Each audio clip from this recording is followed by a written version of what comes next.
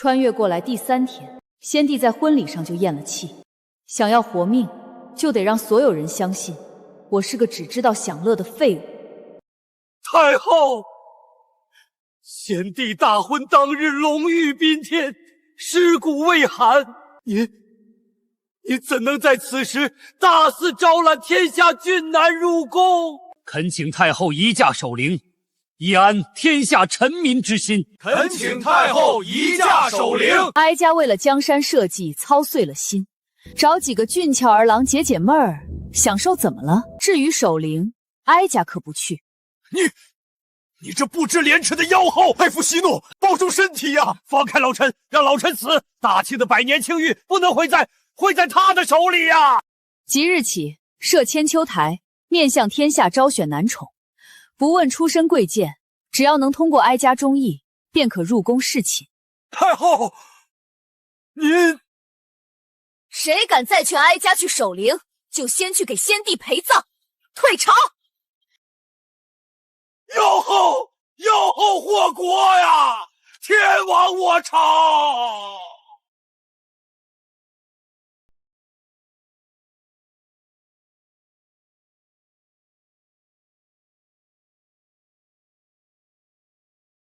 今日朝堂上的戏，你演得太真了。那裴整老头气得吐了血，赵生那老狐狸已经派人出城送信了。让他送，不给敌国一点妖后误国的希望，大禹怎么肯咬钩？这所谓的选男宠，是哀家给天下英雄设的投名状。允旨，凡是入宫的男宠，底谢必须查个底朝天，宁可错杀，绝不放过。属下遵旨。天爷呐！太后娘娘真的要招男宠了！这妖后要把国家往火坑里推。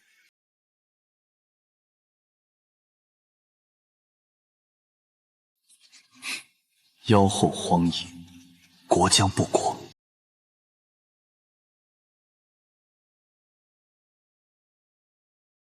连中2元又如何？你一个无权无势的寒门草芥，也配进金銮殿面圣？赵太师发了话，这会员的名额归本公子了。科举取士乃国之根本，你们如此手眼通天，窃取他人功名，就不怕王法吗？王法，在这京城，太师的话就是王法。你若不服，去告啊！看这满朝文武，谁会看你这只蝼蚁一眼？不，这是我唯一的机会。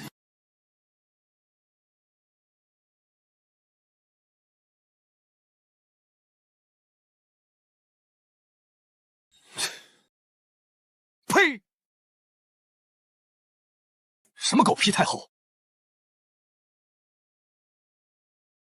赵松这老贼，半个月内已经弄死了我3个皇兄，下一个怕是要轮到本王了。这妖后倒是给本王递了个绝佳的避难所。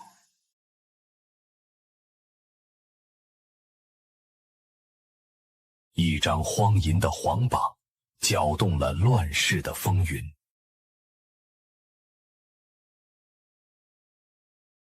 太后懿旨，第1关文士。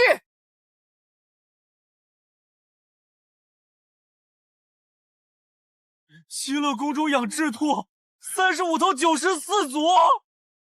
借建功算军需，借藏娇考战法，这绝不是一个荒淫妇人能出的题。老子不识字，有什么力气活直接上！不识字，去武考区，能举起那尊千斤鼎，一样算你过关。哼！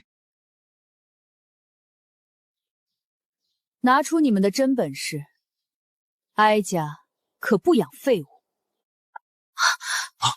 主子，武考区出事了！起开！一群软脚虾也配来丢人现眼？起！怪我这力气，怕是能生死虎豹。天生神力，下盘奇稳，是个冲锋陷阵的绝佳苗子。武考甲等，自排。妖后，洗干净脖子等着老子！九宫飞星，奇门暗算，这题目不仅是算术，更是排兵布阵的阵眼所在。太后，你究竟在布什么局？时间到，收卷，收卷了，收卷了。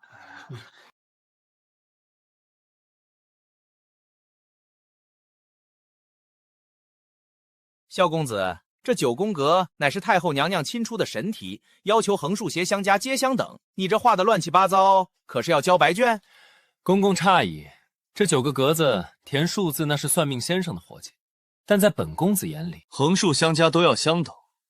太后娘娘这哪是在考算术，分明是想说，这京城的9处城门，无论哪一路进军换防，这权力的盘子都得端得一样平才行啊。麻烦转告太后，这数我算不准，但这位我萧允看得清。旁人都在算鸡兔同屋，他却在算哀家的城防。此人看似纨绔，实则眼毒。娘娘，留还是不留？这种聪明人，放他在外面，哀家睡不着。给他个甲等，弄进宫来，哀家要亲自审一审。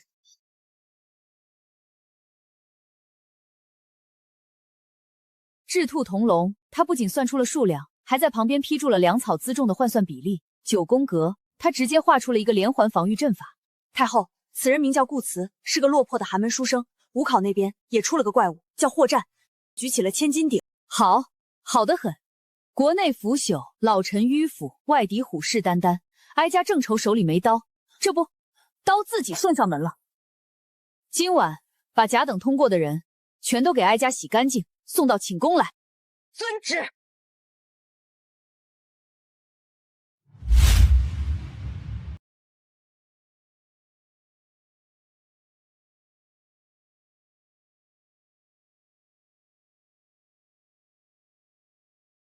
老子这就去拧断那妖后的脖子！放肆！见了太后娘娘还不跪下！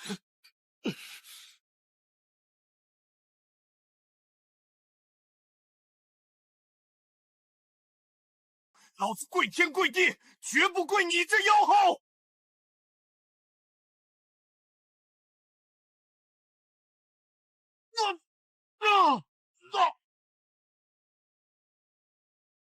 千斤顶都举得起来，却连哀家的一个女官都过不了，匹夫之勇。你倒是安静。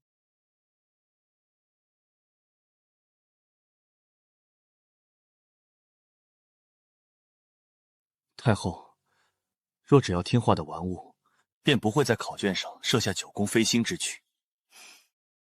敢在卷子上画京城布防图，你这颗脑袋是不想要了吗？随手涂鸦，我哪懂什么布防图？千秋台不养闲人，你明日送去北营，从最底层的伙夫做起。你先在宫里住着。太后赏饭吃，草民遵旨。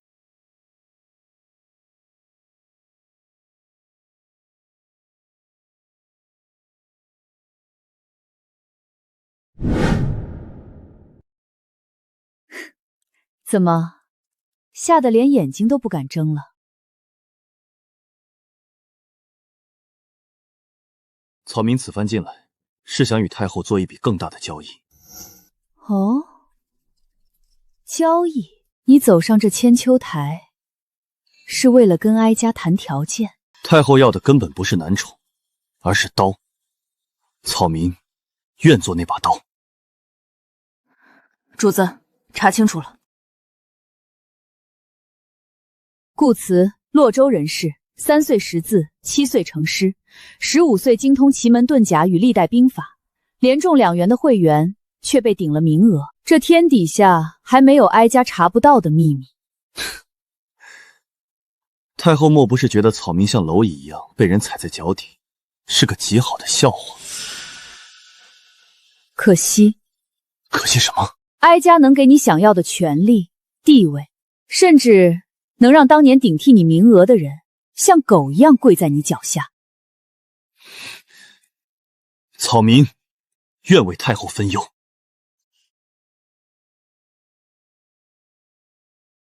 户部盐铁的账目，当朝太师赵松近3年经手的，国库连年亏空，赵松府里的地砖都是用金子铺的。哀家要你查清楚，他到底贪了多少。太后，这账目庞杂，要全部理清，如同大海捞针。3天。3天？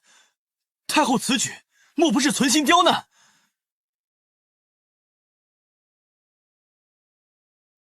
3天，3天，太后此举莫不是存心刁难？这3年，大庆盐铁总产量比先帝时增加2成，但入国库的银子少了1半。别管零碎开销，去查盐铁运损率和边关军需折损率的差值，找出阴阳双账的阵眼，查出亏空的实数和去向。查清了，哀家许你1人之下，万人之上的位置；查不清，没用的废刀，哀家就只能亲手折断了。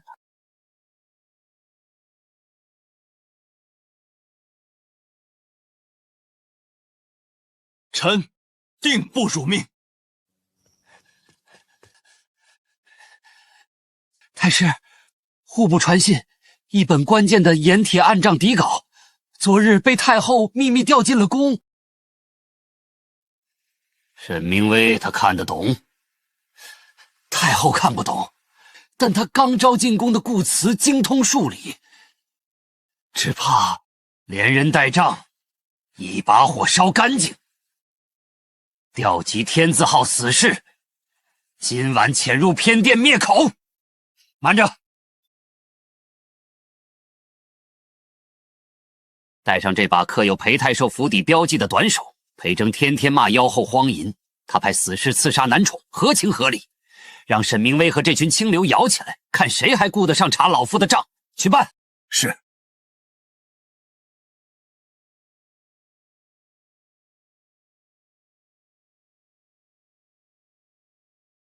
带上这把刻有裴太守府邸标记的短手。裴征天天骂妖后荒淫，他派死士刺杀男宠，合情合理。让沈明威和这群清流摇起来，看谁还顾得上查老夫的账。去办。是。偏殿那边怎么样了？回主子，顾慈已经2天2夜没合眼了。属下暗中观察，他将账本全部拆解，用奇门遁甲的阵法在墙上推演。此人 确实是个奇才，寒门出贵子，逼一逼，潜力就出来了。太后娘娘，不好了，出大事了！慌什么？说。御花园进了刺客，小皇帝惊了驾，见血了！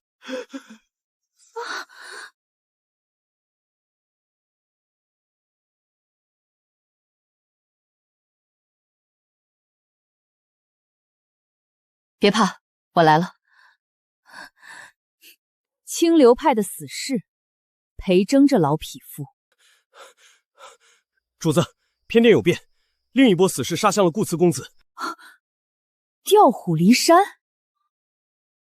算出来了，20万两白银，全都被转移到了城外的私庄。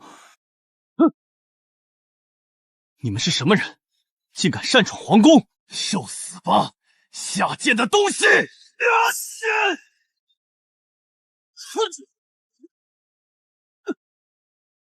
把这些账全烧了！别跟他废话，速战速决！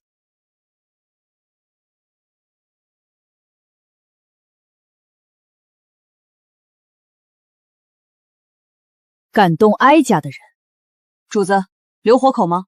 杀！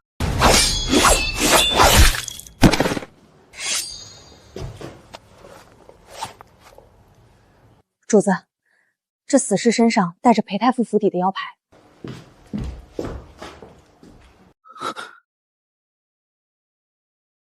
传太医，启禀太后，这位公子的刀伤极深，好在未伤及心脉。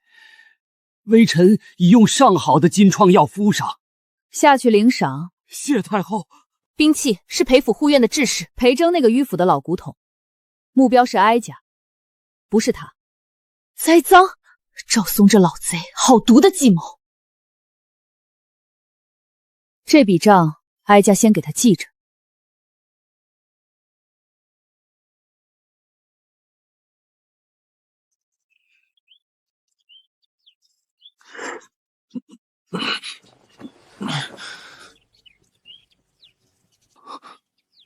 太后，草民失仪。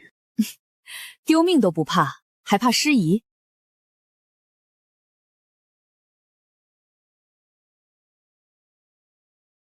顾慈，好好养伤。接下来，哀家还有更大的局要你来解。草民定不负太后所托。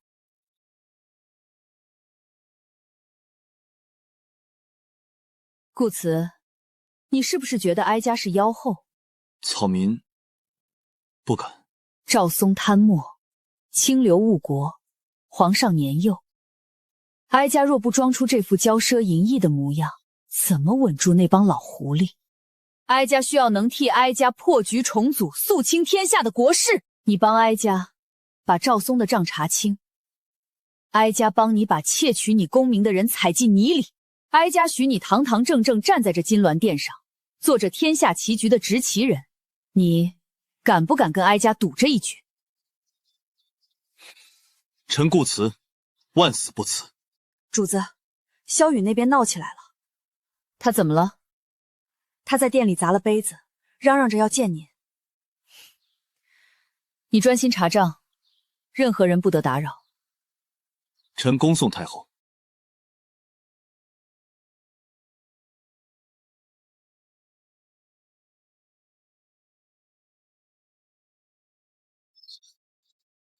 太后，你可算来了。说城外那个丝庄夜里总有大批马车进出，你说他是不是藏了什么好东西？端王殿下被关在宫里，消息倒是灵通。我这都是为了太后啊。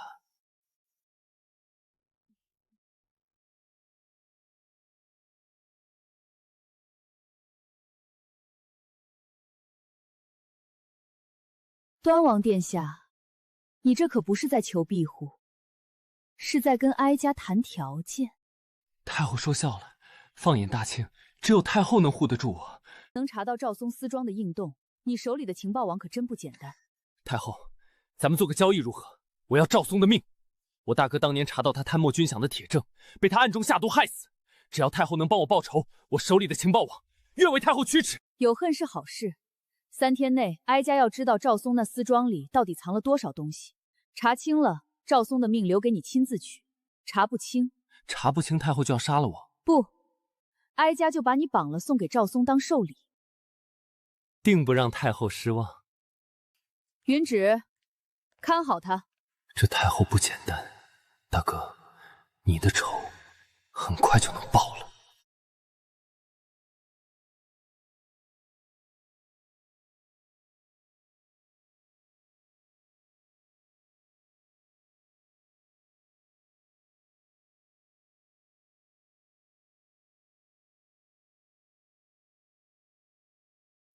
主子，这3个男人都不是省油的灯。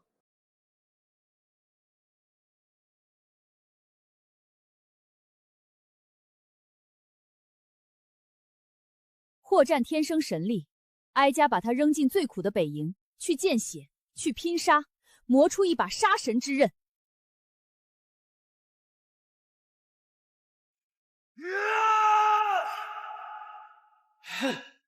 那萧允呢？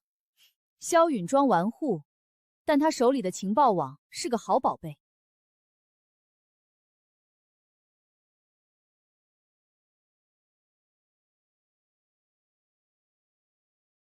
哀家不怕他们有野心，就怕他们没本事。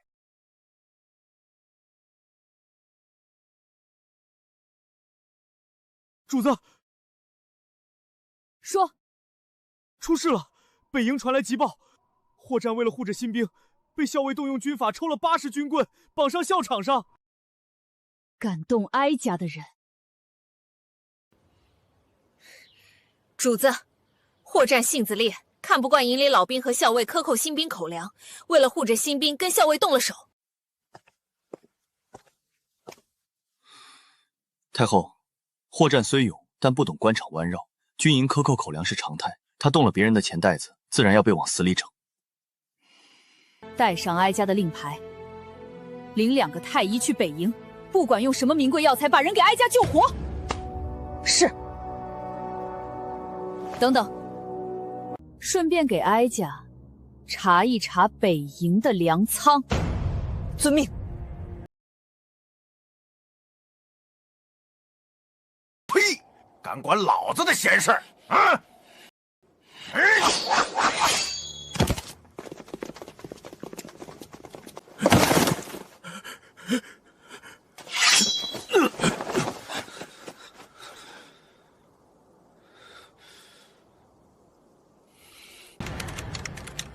兵部已经3个月没有拨发过新粮了。对上了，全对上了。赵松贪没了20万两白银和兵部粮草交接账册，草民用阴阳账法反推了一遍，账面上显示30万支军粮已经出库发放到位。他们不仅贪了钱，还把国库里真正的30万支好粮彻底搬空了，发给北营的是沙土。他们把国库掏空了，粮去了哪儿？赵松，你这老狐狸，竟然敢断我大清的国之根本！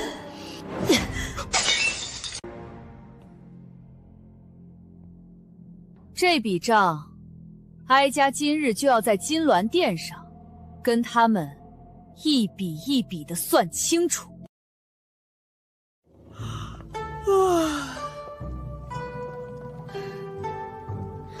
这大冷天的，非要哀家来上什么早朝，真是扫兴。主子，戏台搭好了，走吧，去会会那帮老狐狸。太后驾到！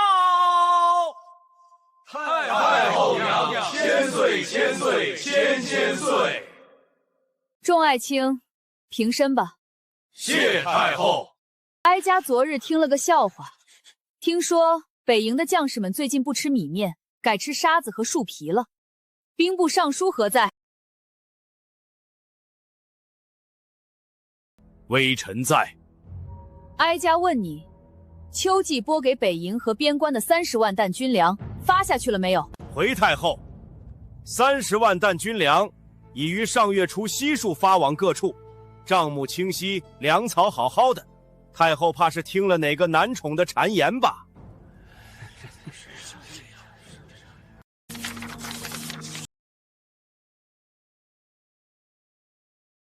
主子，属下查清了，军粮御史是赵松的门生，国库里的新粮早就不翼而飞了。为了应付秋季发粮，他直接让人把发霉的陈米和沙土装车运往北营交差，真正的30万式新粮早就被他们秘密转移了。你敢说哀家听信谗言？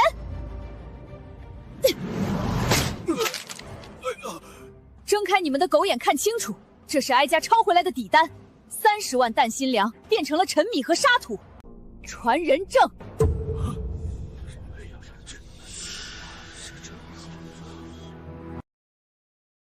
睁开你们的狗眼看清楚，这是哀家抄回来的底单，30万担新粮变成了陈米和沙土。哼，太后，您大肆招揽男宠，致使国库空虚，如今拿这等伪造的底单来污蔑朝廷命官，莫不是想借此敛财？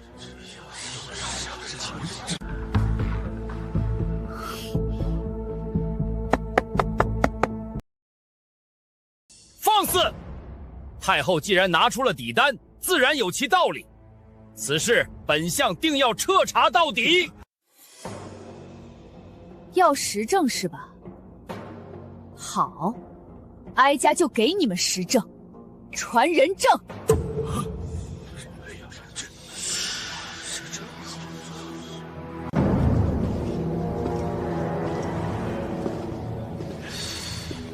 这等粗鄙之人，怎能带上金銮殿？霍战，告诉满朝文武，你在北营看到了什么？老子看到了地狱！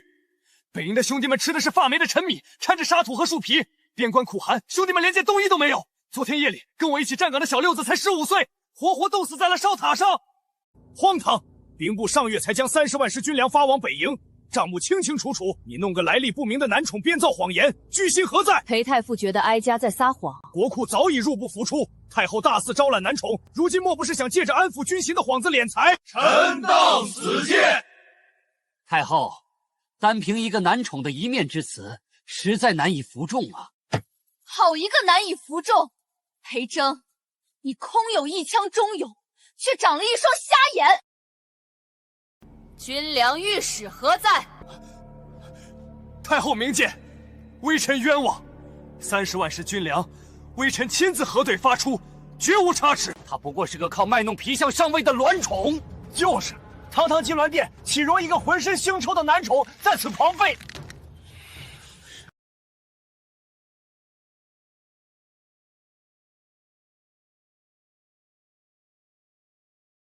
我只问你，北营的粮为什么变成了沙子和树皮？呸！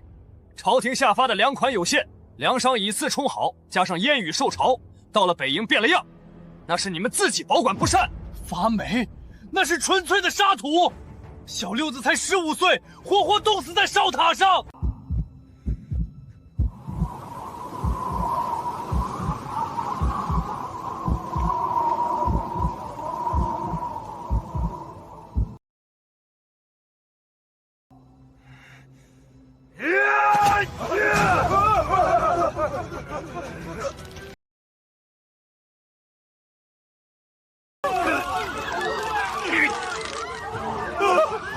反了！男宠杀人了！快传禁军护驾！住手！金銮殿上岂容你放肆！命贱！看门狗！老子今天就替北营冻死的兄弟们讨个公道！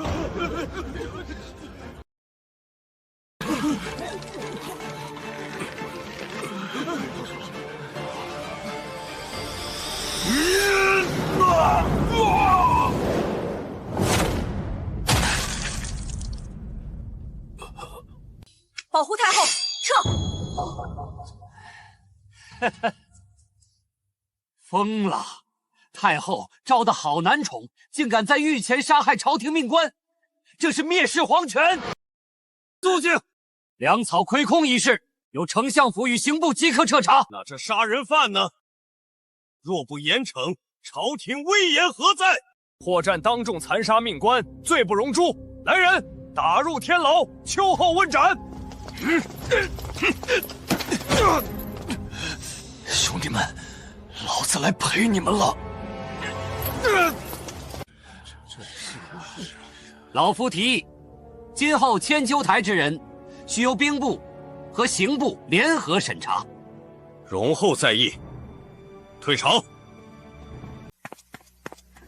主子，赵松派人盯上了天牢，霍战若是在天牢里待过3天，他活不过几年。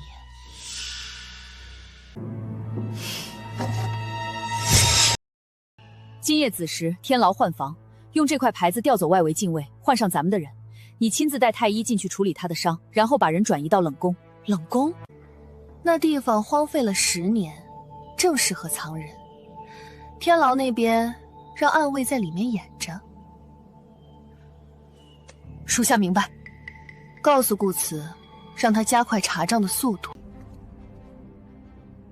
这局棋才刚刚落子，朝堂上输掉的，哀家会连本带利的讨回来。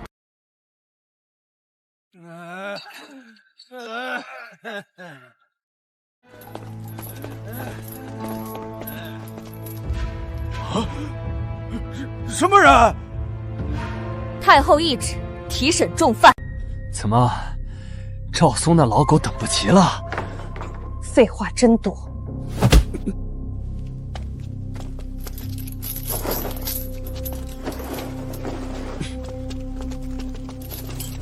撤！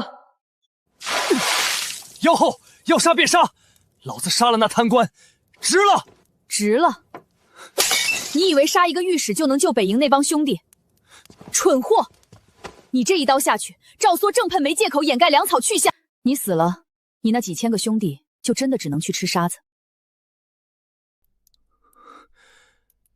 那你说，老子该怎么办？哀家给你一个戴罪立功的机会，从今天起，待在这冷宫里，跟着顾慈读书写字，学习排兵布阵。读书？老子是拿刀的。不会用脑子的将领只是屠夫。学好了，你就是大庆的3军统帅；学不好，你就是天牢里待斩的死刑犯。选吧。臣领旨。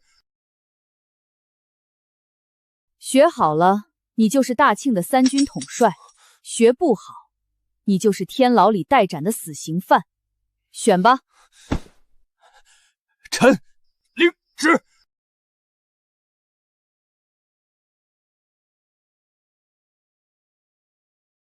背上有伤就老实坐着。顾慈，哀家给你找了个学生，如何？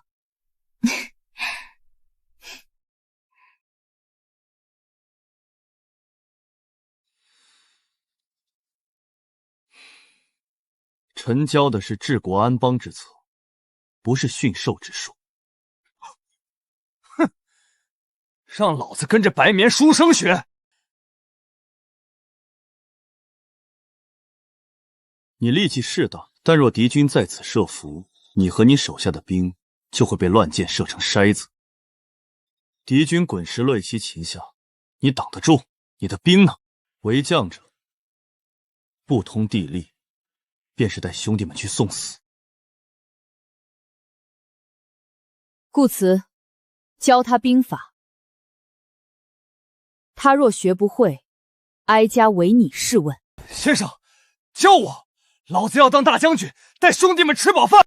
文有顾慈，武有霍战，这天下谁也别想从哀家手里夺走。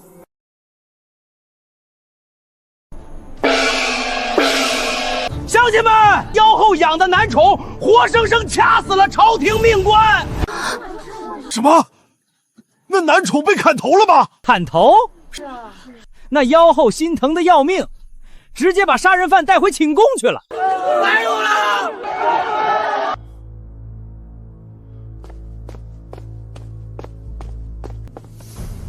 主子，赵松派人在街头散布谣言，说您包庇男宠，残害忠良，百姓们都在骂您是祸国妖后。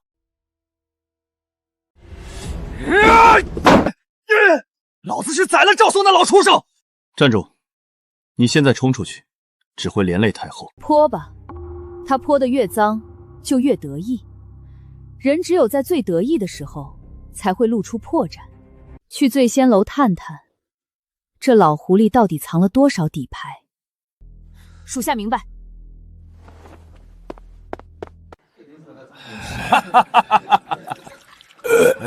太师，您这招借刀杀人实在是高。那妖后还傻乎乎的背了黑锅，他以为弄几个男宠就能翻天。几位大人，那30万担粮草藏在哪儿？那批粮草早就被转移到了。闭嘴，滚出去！不再死装了。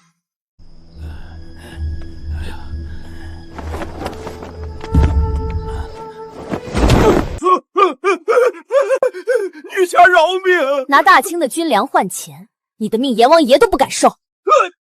带走，太后还要亲自审。拿大清的军粮换钱，你的命阎王爷都不敢受。带走，太后还要亲自审。主子，允旨亲自带人，把赵松那边的兵部侍郎和户部郎中给请进宫了。沈明威动作比本王预想的还快。京城里关于太后纵容男宠、残害忠良的流言已经压不住了，百姓们甚至开始往宫门口扔烂菜叶。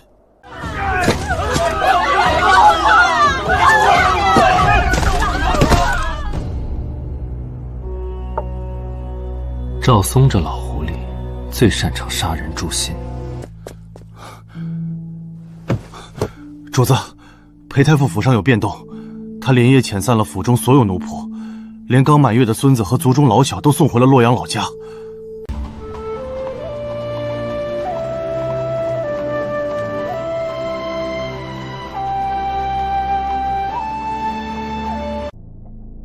遣散家仆，送走族人，这老头子是要断后啊！裴太傅今日一早换上了先帝御赐的朝服，正跪在午门外求见，说要告老还乡。他联络了谁？御史大夫、太常司卿，全是那帮视死如根的硬骨头。他们准备在太后接见时，以清君侧之名行刺。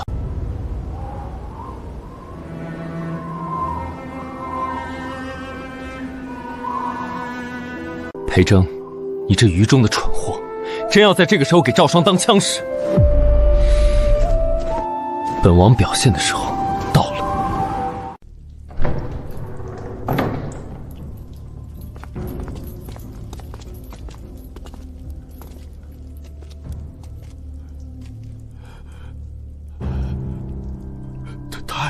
太后，30万担新粮被你们化整为零，一点点从国库运了出去。你们将新粮伪装成商队货物，分批次走私出关，直奔燕国。购粮款被你们中饱私囊，银子换成飞票，藏在普济寺佛像下。需要我把你那外使的名字也念出来吗？既然太后什么都知道了，要杀就杀！供出燕国暗线完整名单，隔壁户部也有同样供状，谁先写，保全9族只诛自身。至于后开口的那个，剥皮炫草，株连10族，包括你养在洛阳那个刚满3岁的小儿子。你诈我，我绝不会说。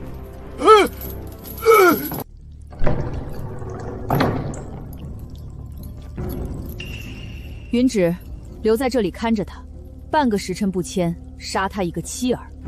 遵旨。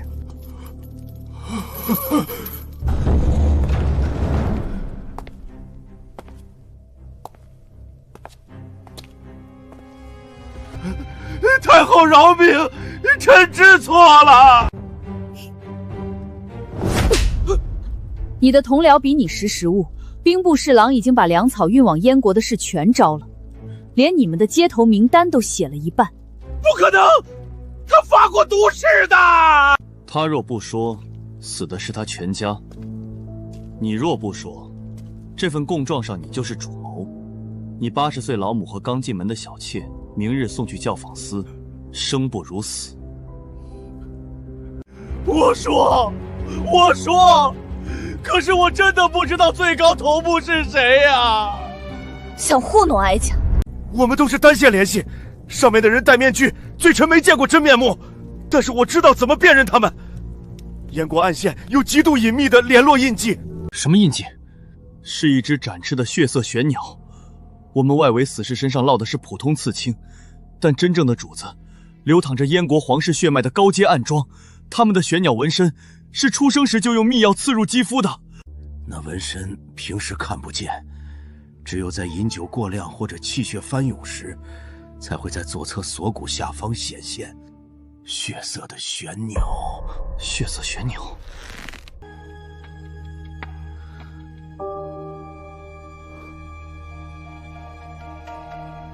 顾慈，你怎么了？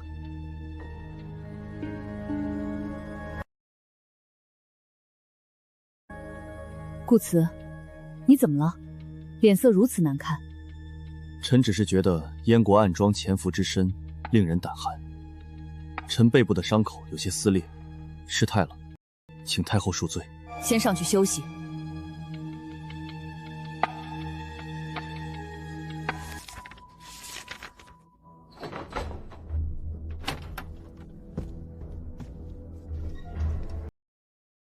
主子，暗牢里的2具尸体已经化了，没留痕迹，连自己养的狗都能随时灭口。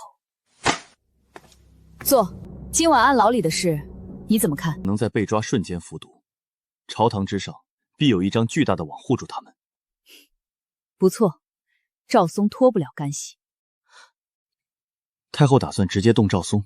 不，现在动他是打草惊蛇。哀家要的是把他背后的根，连同燕国的暗线，连根拔起。这些年被他们贪没的银子到底流向了哪里？这笔烂账，就是哀家以后招兵买马、踏平敌国的血包。臣定当竭尽全力。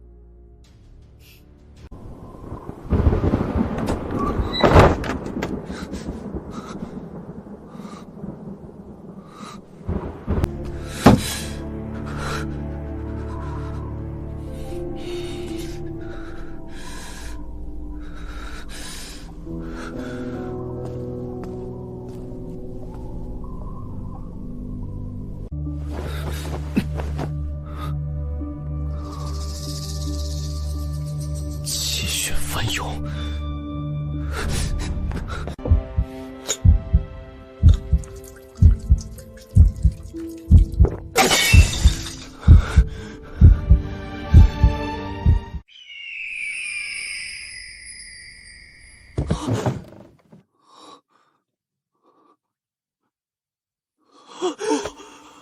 不可能！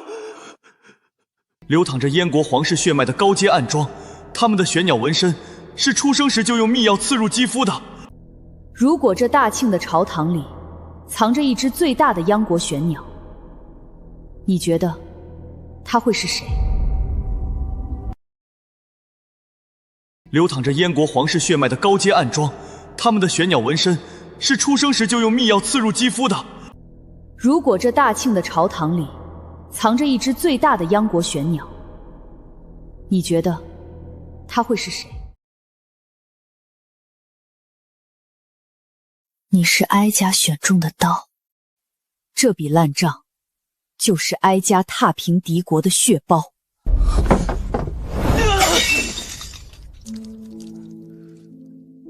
我有心立谢想要守护的大清，竟是我的敌国；而你日夜谋划想要踏平的土地，竟是我的故乡。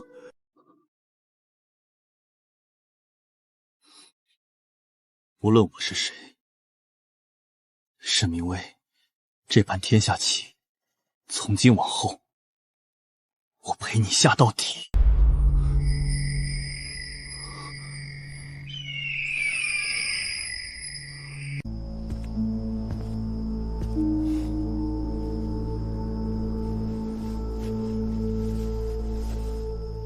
顾慈，睡了没？老子进来了啊！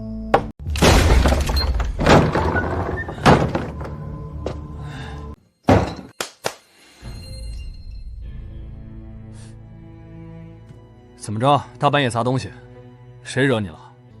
风大吹倒了镜子，收拾时划了手。你们读书人就是细皮嫩肉的。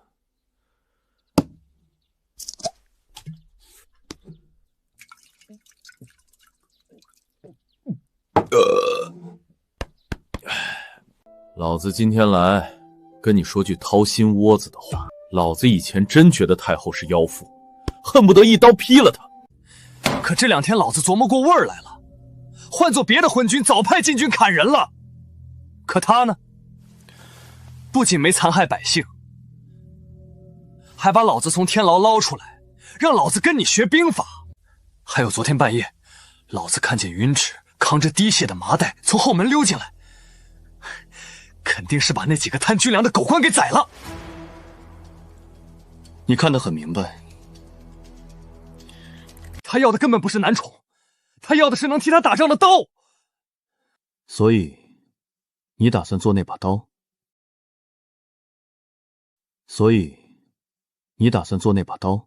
做！只要他能让北营的兄弟们吃饱穿暖，他指哪儿，老子手里的刀就砍向哪儿。哪怕他要踏平燕国，要杀尽燕国皇室。杀！燕国那帮杂碎杀光了才好，到时候老子打进燕国皇城，把他们皇帝老儿的脑袋砍下来，给太后当球踢。咋了？老子说错话了？没说错，将军好志气。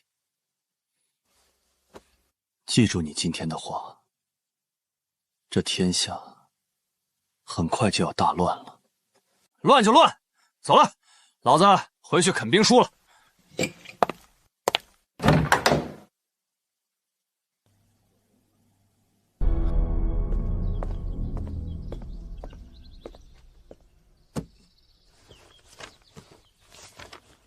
太后，国库近5年的账目，臣已全部理清。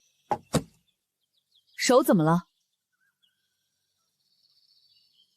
昨夜风大吹碎了铜镜，收拾时划伤，不碍事。说账。赵松利用13处丝桩，将修和款赈灾银层层盘剥，换成生铁、盐巴和战马运往边境。北营那30万石军粮也被他劫走，准备做燕国大军过冬的粮草。这已经不是贪墨，这是在用大庆的血肉养敌国的军队。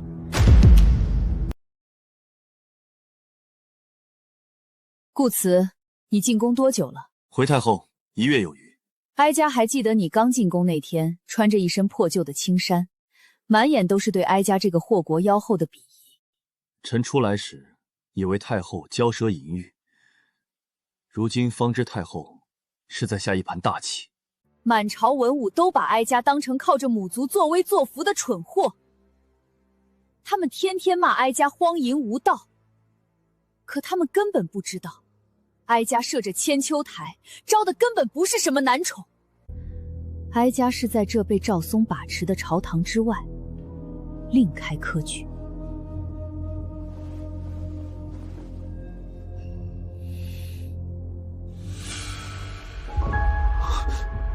霍战是哀家选的将，而你是哀家选的相。这大庆的朝堂，老臣迂捕奸细横行，哀家要你做大庆的第一谋士，替哀家把这些烂肉一块一块的剜下来。顾慈，你敢不敢接？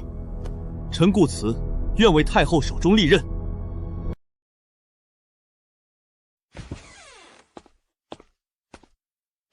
哟，顾大人这是犯了什么错？行这么大的礼？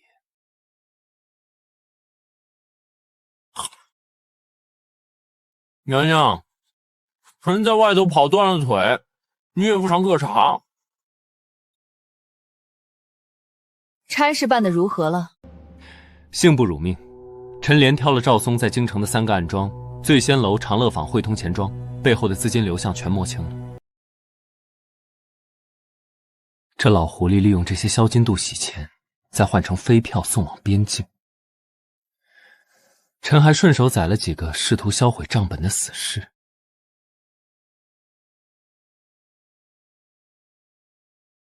动作够快，下手够狠，看来你这个纨绔王爷确实是把锋利的刀。臣手里那点人手，这次快折腾光了，再往下深挖，臣连叫花子的封口费都付不起了。只要你有本事，哀家绝不吝啬。匣子里是京城12处最赚钱的商铺地契，外加黄金10万两。从今天起，这些全归你调配。暗影司首领的位置，哀家赏你了。朝堂明面上的事归顾慈，暗网归你。哀家要你织一张密不透风的网，把敌国安插在大庆的钉子一个一个连根拔起。陈霄允领命，去办事吧。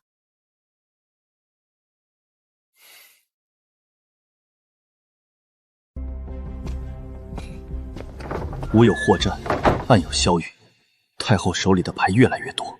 若我不能算无一策，也不过是枚随时可弃的棋子。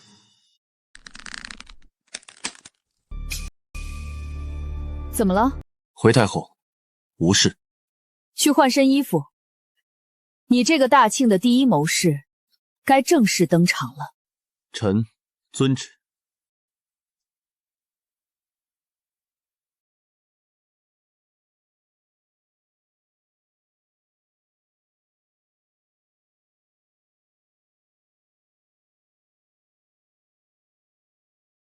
国库那笔烂账，理得如何了？回太后，全在这里。京城内外凡参与贪墨的官员名单、私庄位置，臣已全部查清。好啊，赵松这帮老狗吃得满嘴流油。记着，这账册上的每一个名字，都是哀家以后打造铁骑的血包。哀家要让他们把吃进去的连本带利全吐出来。臣定当将他们扒皮抽筋，一分不少填进国库。走，跟哀家去金轮殿。今日哀家要让这满朝文武看看，谁才是大庆真正的天。太后，顾慈不过是个千秋台选上来的男宠，有何资格站在这儿？太后，您前几日包庇杀人犯获战，如今竟要封一个以色侍人的男宠为百官之首，您这是要毁了大清的100年基业呀！请太后收回成命。放肆！你们这帮尸位素残的废物，连北营30万担军粮都能在眼皮子底下消失，还有脸跟哀家提继业？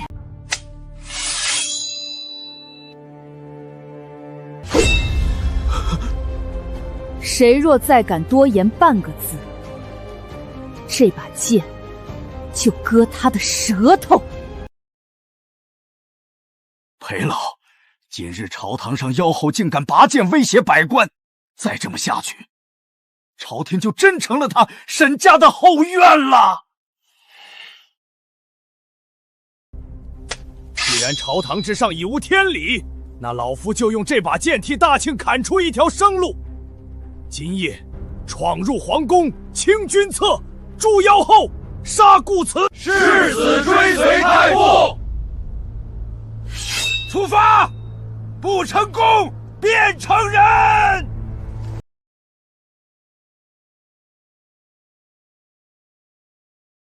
裴老，这玄武门怎么连个守卫都没有？会不会有诈？哼！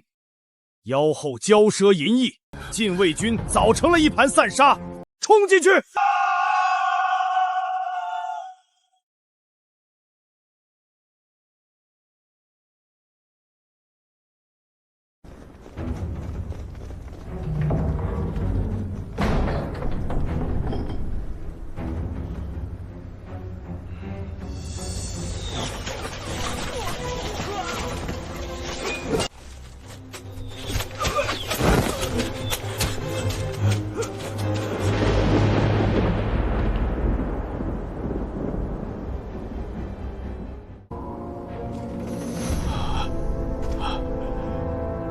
我们被困住了。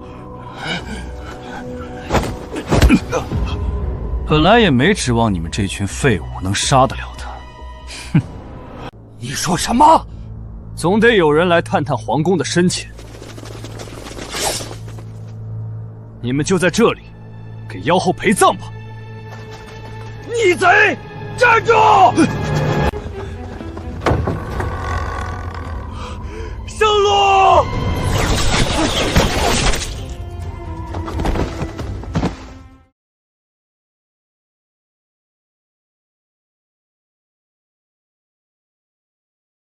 借刀杀人，老夫自诩清流，竟成了奸臣的工具。老夫唯有以死谢罪。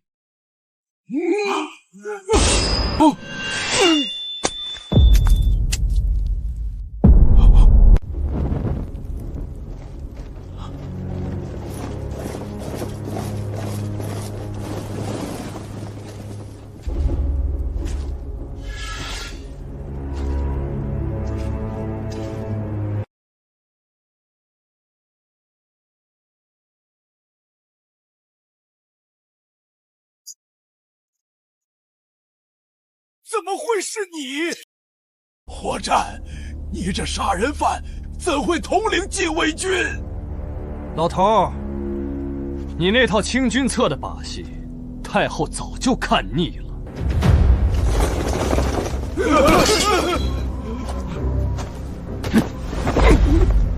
太后要亲自审你，走吧，裴太傅。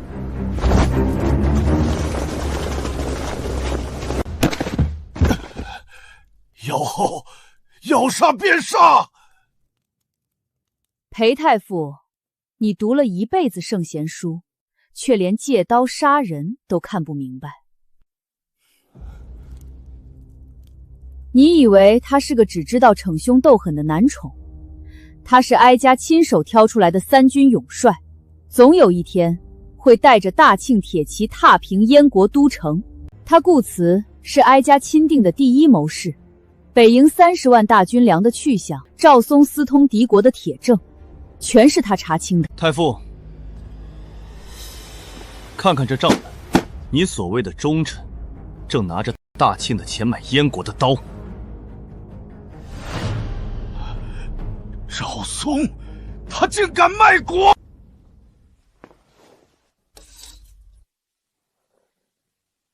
今夜怂恿您逼宫的副都御史，是燕国潜伏了10年的暗线。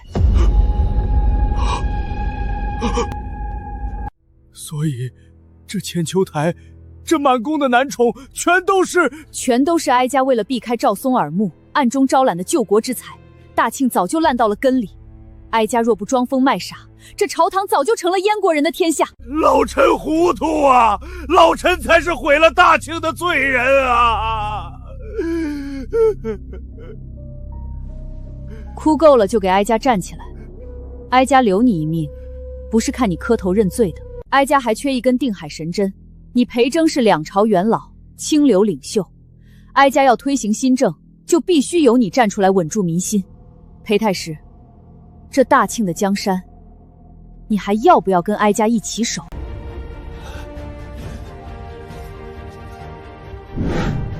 老臣裴哲，愿为太后驱使，赴汤蹈火，万死不辞。今日，哀家从内奴拨出30万两白银，即刻购粮，送往北营。太后，前几日兵部、户部2位大人出事，这运粮差事该交由谁来办？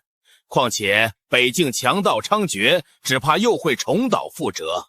太师多虑了，臣也有万全之策，化整为零，不走官道，不用军马，将白银分发给商贩镖局，由他们沿途就地购粮，不出半月，30万石粮草便能悄无声息汇聚北营。军粮乃国之重器，怎可交由低贱的商贩？太师一口一个低贱，莫非忘了大庆国库正是靠着这些贱民的赋税充盈的？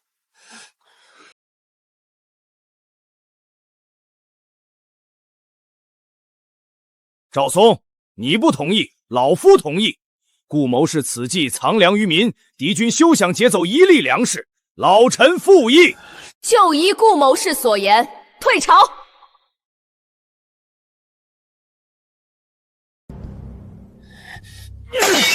好一个沈明威，好一个裴征！太师，那30万两买粮的银子，咱们还派人去劫吗？合起伙来给老夫下套！劫个屁！30万两分散给几万泥腿子，你拿什么劫？查不过粮，老夫就查人，调集死士盯着顾此，一刻也不许放松。30万两银子已全部散出去，盯着我们的人明出3个，暗出4个。赵太师这是急了，告诉萧雨，按计划收网。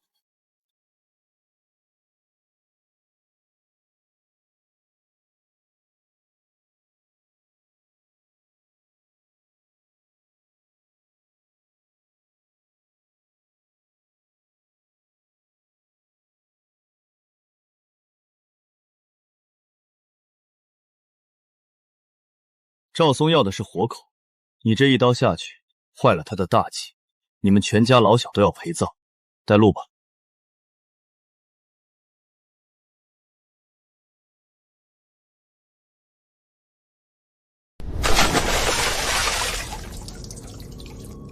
哼，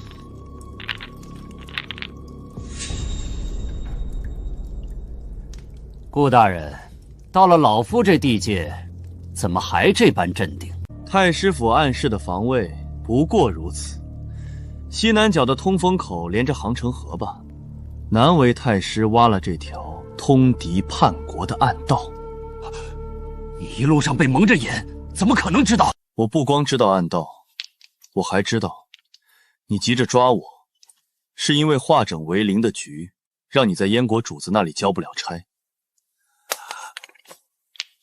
你需要我做你在太后身边的眼线。只要你点头，等燕国大军踏平大庆，老夫保你做个异姓王。赵松，你在燕国当了这么多年狗，连真正的主子站在面前都认不出来了吗？当年燕国宫廷政变，流落异国的真太子长什么模样，你主子没告诉你吗？左肩胛骨下有形似飞鹰的藕红色胎记，大燕皇室嫡系以密钥刺青的独有印记。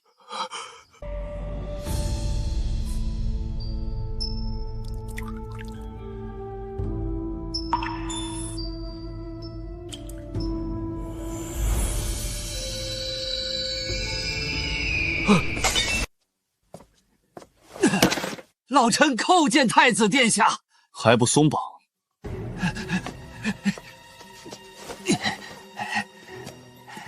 殿下为何要委身于沈明威那个妖后身边？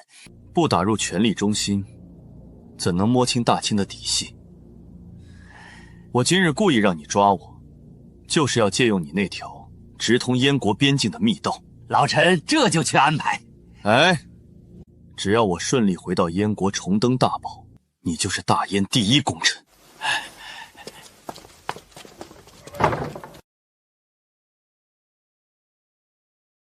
沈明威，宿命还是让我们站在了对立面。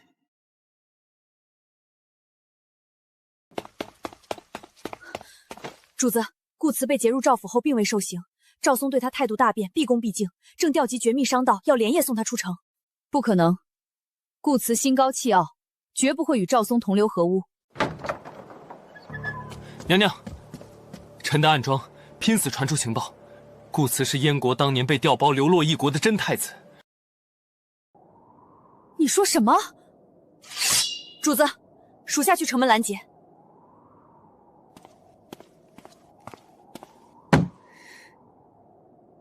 好一个灯下黑！娘娘，臣亲自带暗影司去追。不用追了，燕国老皇帝还没死，几个游子为了储君之位斗得你死我活，现在把顾慈这个正统真太子放回去，你猜燕国朝廷会变成什么样？夺嫡内乱，血流成河。传哀家懿旨，不仅不准追，还要沿途撤掉所有关卡，暗中护送我们的好太子风风光光回国夺权。哀家自诩能看透人心，却还是被一只燕国的鹰啄了眼。是顾慈狼子野心，辜负了主子。不过这盘棋还没到死局，他想利用哀家摸清大庆的底细，哀家就利用他去搅烂燕国的大局。殿下，出城异常顺利，连个盘查的关卡都没有。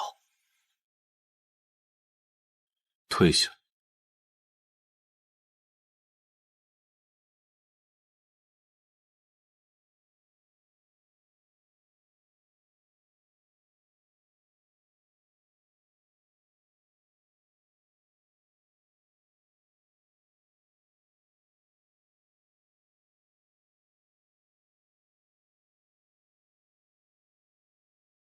启程。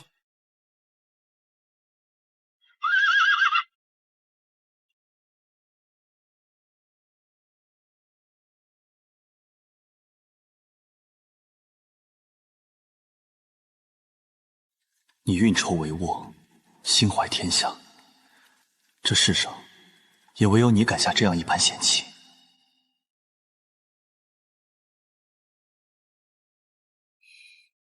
等我，下一次见面，我会用我母国的万里江山作为聘礼，亲手奉到你的脚下。主子，风雪太大了，当心凤体。这风雪再大，也比不上哀家心里的寒意。哀家自诩能看透人心，竟被一只燕国的鹰啄了眼。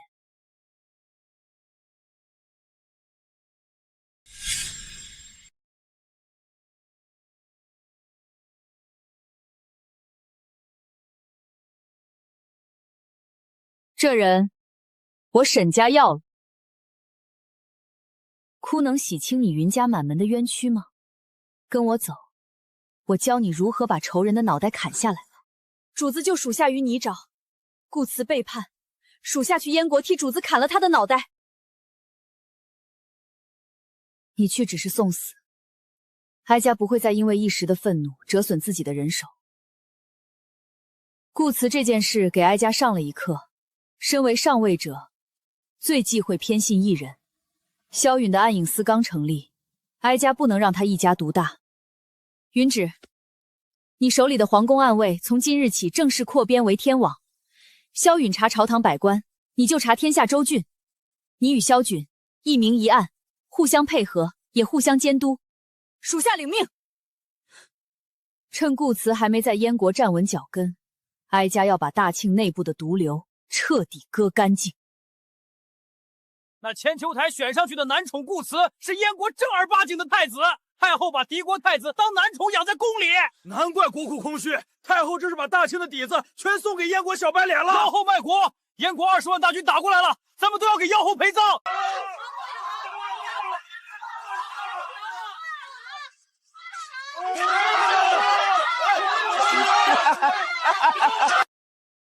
娘娘，赵松把顾慈的身份散布的满城风雨，还派人到各大营煽动军心，满大街都在骂您是卖国妖后。顾慈刚走，赵宋就跳出来咬人，他想借民意逼哀家下台。燕国那边呢？燕国皇帝集结20万大军，5万先锋铁骑，已逼近北境。更衣，哀家倒要看看，今天这朝堂上有多少人急着给燕国当狗。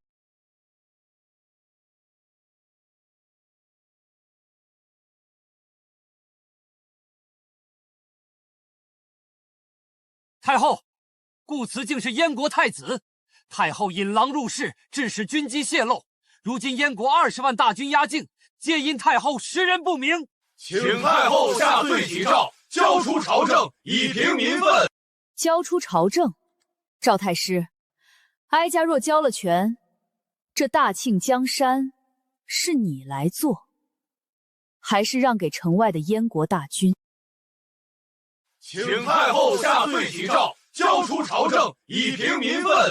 交出朝政，赵太师，哀家若交了权，这大庆江山是你来做，还是让给城外的燕国大军？老臣只求太后以江山社稷为重，莫要再沉迷男色。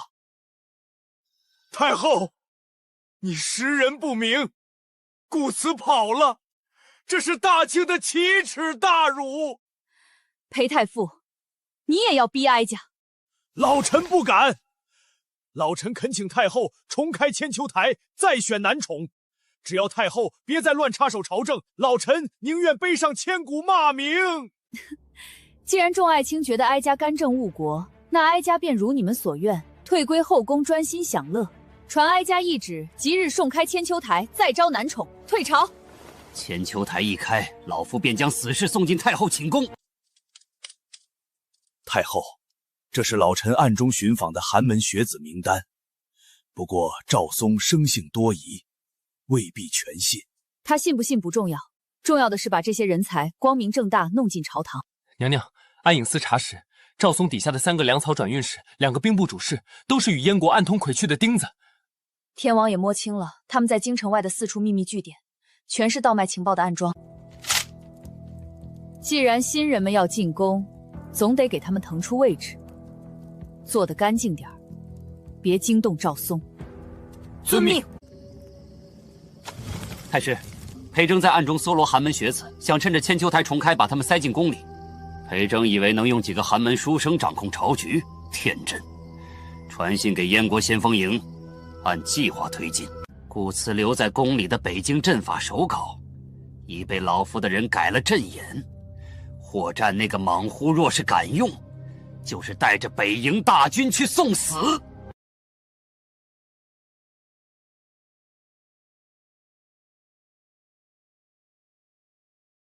边阵，风雨，战！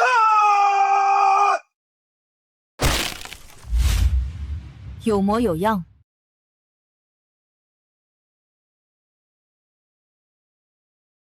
太后，这阵法如何？阵法是死的，平原作战，步兵遇上重甲铁骑就是单方面屠杀。你这500人挡得住燕国马蹄？应皮实送死，用偏厢车结成环形阵挡住冲锋，车厢后埋伏强弩手，射人先射马。太后，末将敢立军令状，定让燕国铁骑有来无回。你毫无根基，那些兵痞凭什么听你的？凭末将手里的刀，谁敢不服，末将就打到他服。好，哀家要的就是这股狠劲儿。霍战听令，哀家封你为北营统帅，赐半块虎符。北营10万大军全交由你接管。开春之前，哀家要看到一支能把燕国大军撕成碎片的铁骑。末将领命。若练不出虎狼之势，末将提头来见。哀家不要你的头，哀家要燕国20万大军的尸骨，铺满大庆边境。杀！主子，霍战已连夜赶赴北营。天网查到赵松动过顾辞留下的阵法手稿。赵松改的那份不过是哀家故意留给他的废纸。那批新男宠都安排进别院了，已秘密安置在城外别院。裴太傅正在亲自授课。吾有霍战在北营练兵，文有新科子弟准备接管朝堂，传令天网盯住燕国动向。故此，既然你用江山做局，哀家就陪你下一盘大的。这一次究竟鹿死谁手？算无一错，字字珠玑。这么好的脑子，怎么偏偏是燕国的太子？主子，我在清理顾辞偏殿时，撬开他床板下的暗格，发现了这个：摊丁入梦，废除徭役，兴修水利图志。好一个顾辞！他不仅查清了大庆的烂账，连救天下的药方都写好了。传裴征，立刻让他进宫。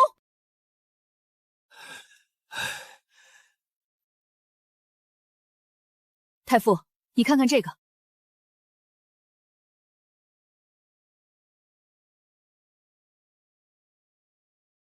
奇才，绝世奇才呀！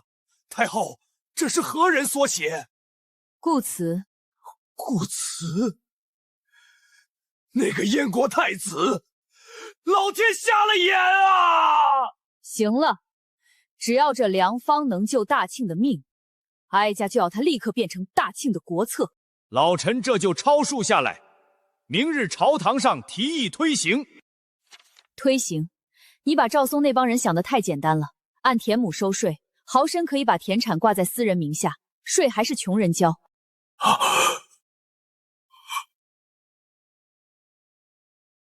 第一步，全国田亩清查，派天网暗中核对，谁敢做假账，满门抄斩。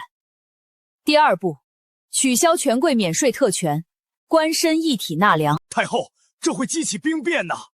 大庆的命脉是国库和百姓，不是吸血的蛀虫。第三步，高薪养廉，官员俸禄翻倍，拿了哀家的钱，谁再敢向百姓伸手，哀家就剁了他的手。太后乃千古第一明君，老臣替天下苍生给太后磕头了。起来，把这些加上哀家说的3条，编纂成大庆新政，拿去城外别院，让新人日夜背诵。等他们进了朝堂，哀家就拿赵松的私庄开第一刀。太后乃千古第一明君，老臣替天下苍生给太后磕头了。起来，把这些加上哀家说的3条，编纂成大庆新政，拿去城外别院，让新人日夜背诵。等他们进了朝堂，哀家就拿赵松的私庄开第一刀。摊丁入目，官绅一体纳粮，字字珠玑。若能早推行10年，大庆何至于被燕国逼到这般地步？主子，有了新政，大庆很快就能强壮起来。推行新政必会触动世家利益，赵松那帮老狗不会坐以待毙。大庆底子太薄，燕国20万大军已经压境，留给哀家的时间太少了。如果再给哀家1年时间，定能与燕国正面一战。故此，你现在又在面临怎样的死局？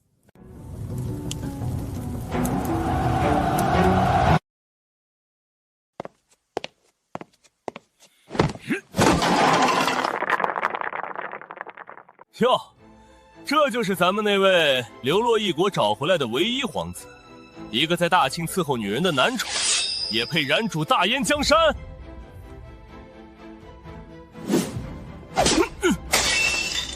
废物！你算什么东西，也敢在我面前狂吠？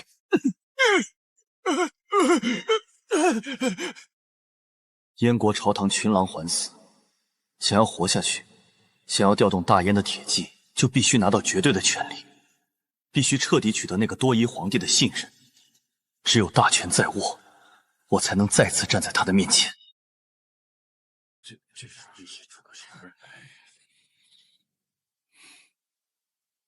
你就是朕当年遗落在外的皇儿。儿臣叩见父皇。陛下，血脉虽真，但这经历实在有辱大燕国体。若让一个男宠做储君，岂不让列国笑掉大牙？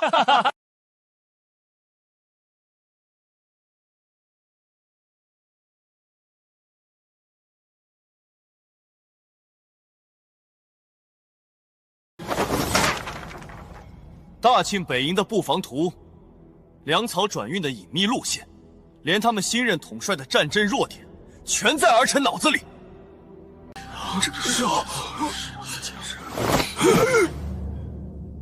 你再敢提一句难处，本王现在就拔了你的舌头。父皇，大庆内政腐败，国库空虚，只要给儿臣兵权，儿臣愿立军令状，开春之前必破大庆北境，将万里江山献于父皇脚下。哈哈哈哈哈哈！好，不愧是朕的种。从今日起，他就是我大燕的太子。谁若再敢非议半句，杀无赦！太子殿下千岁千岁千千岁！大燕当务之急是休养生息，推行新政。荒谬！大庆妖后乱政，正是大燕铁骑踏平大清的绝佳时机。休养生息，那是南边软骨头才干的事儿。大燕连年征战，国库里除了抢来的金银，还有多少存粮？抢大清的粮草便是。愚蠢！太子殿下千岁千岁千千岁！大燕当务之急是休养生息，推行新政。荒谬！大庆妖后乱政，正是大燕铁骑踏平大清的绝佳时机。休养生息，那是南边软骨头才干的事儿。大燕连年征战，国库里除了抢来的金银，还有多少存粮？抢大清的粮草便是。愚蠢！你们只知道抢，打下一座城屠一座城，抢光粮草，杀光百姓。然后呢？谁来种地？谁来给战马准备草料？这是匹夫之勇。儿臣在大庆不仅摸清了他们的底细，更看透了强国之本。这是儿臣拟定的休养生息书，减免赋税，鼓励农耕。只要给儿臣时间推行新政，大燕不仅能有无敌的铁器，更能有充盈的国库。到那时，吞并大庆如探囊取物。哈哈哈哈哈哈！好一个休养生息！这新政朕准了，大燕内政交由你全权调度。儿臣谢父皇信任。但是这天下朕等不及了，大庆的丝绸、美人、粮食，朕全都要。春天结束之前，朕的大军必须攻破大庆都城。若做不到，这太子之位，朕能给你，也能收回来。听懂了吗？儿臣领命。春天结束之前，儿臣必亲自挂帅踏平大庆都城，将大庆玉玺双手奉于父皇案前。好，这才是朕的种。吾皇万岁，太子千岁。明卫，我只能为你争取到春天了。好，这才是朕的种。吾皇万岁，太子千岁。明卫，我只能为你争取到春天了。娘娘，顾此在燕国大殿上立下军令状了，他答应春天结束前踏平我大庆都城。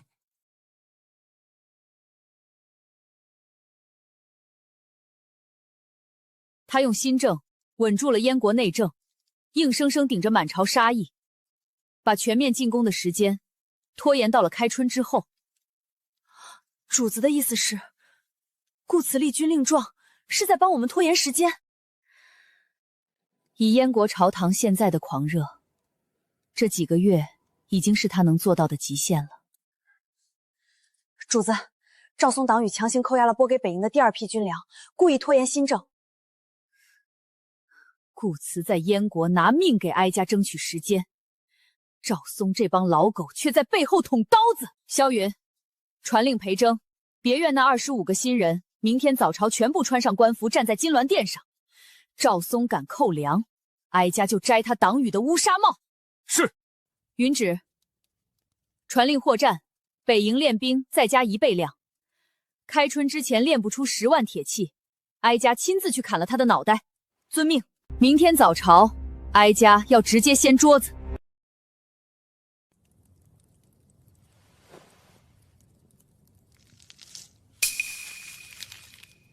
赵松这老狗在朝堂上放肆太久了，哀家已经给他挖好了坟墓。萧云，臣在。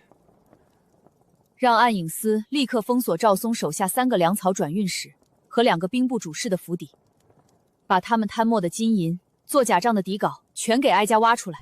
臣这就去抄了他们的老底。允旨。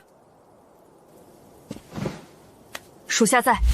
待天网精锐连夜端了赵松在城外的4处暗桩，哀家只要他跟燕国通信的铁证，挡路者杀无赦。遵命。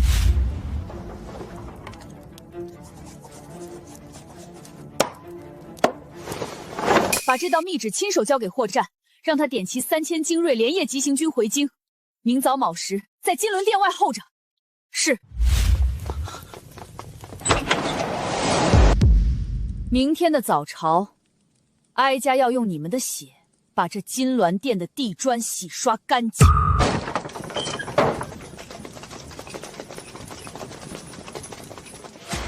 放肆！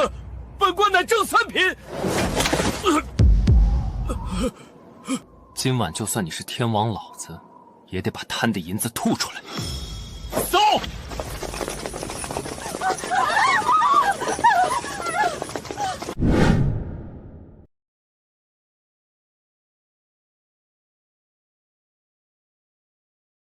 放肆！本官乃正3品。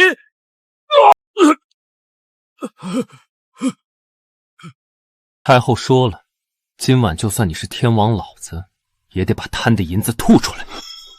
走！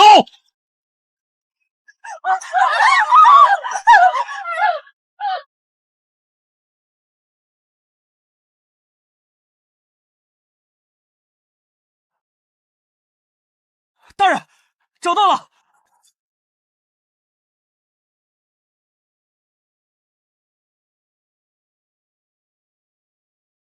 200万两，前线将士啃树皮，你们富得流油，连人带账全部带走。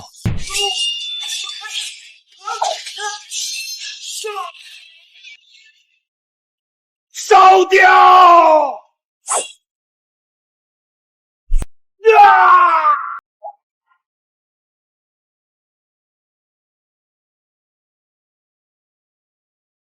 太后有令，天王所过之处，鸡犬不留。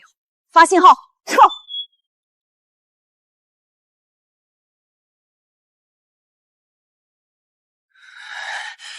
终于等到这一天了。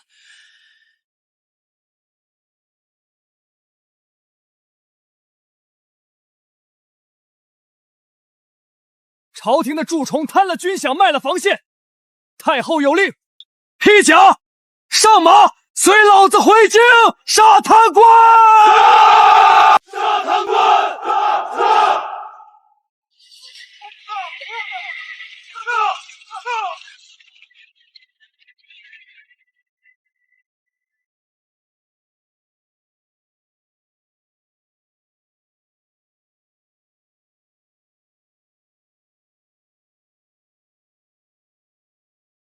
娘娘，赵松那几个斗狗的家底全在这儿了，光现银就贪了200万两。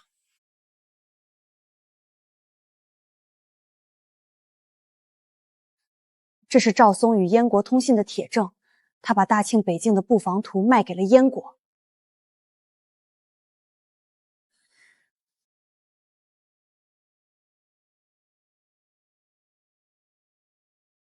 吃着哀家的饭，砸着哀家的锅。更衣，哀家今日要用这帮老狗给大庆祭旗。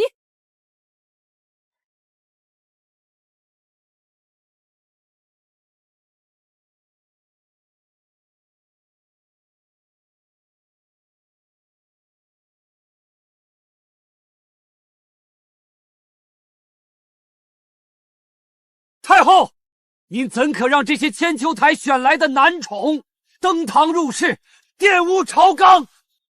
太后此举有违祖制。裴太傅，你来告诉赵太师，他们到底是谁？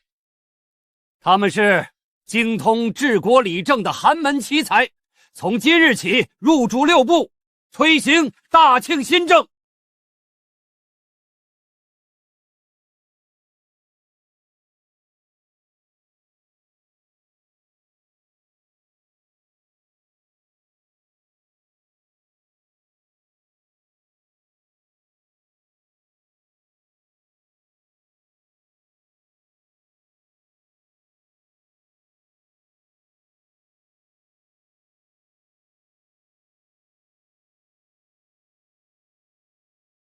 赵松，给哀家解释解释，这账本上不翼而飞的200万两军饷到底去了哪儿？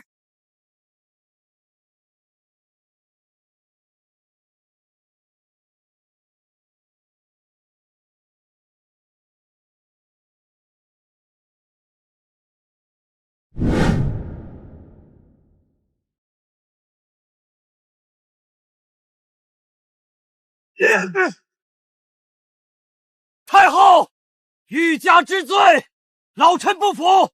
御林军何在？给本官拿下这些乱臣贼子！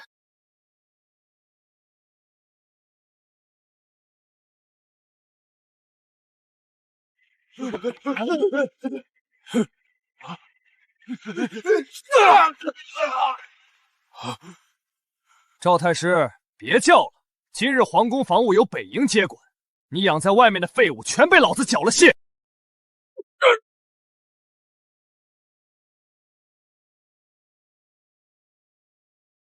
睁大你的狗眼看清楚，这账本上全是你扣下的北营军饷，还有你卖给燕国布防图的亲笔信。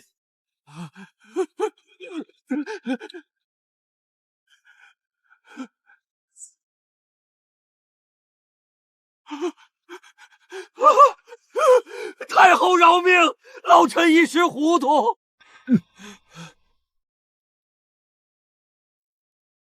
通敌叛国，贪没军饷，视大庆将士如草芥。赵松，你死1万次都不够赎罪。获战听令，将赵松及其同党打入天牢秋后问斩，满门抄斩，家产充公。末将遵旨。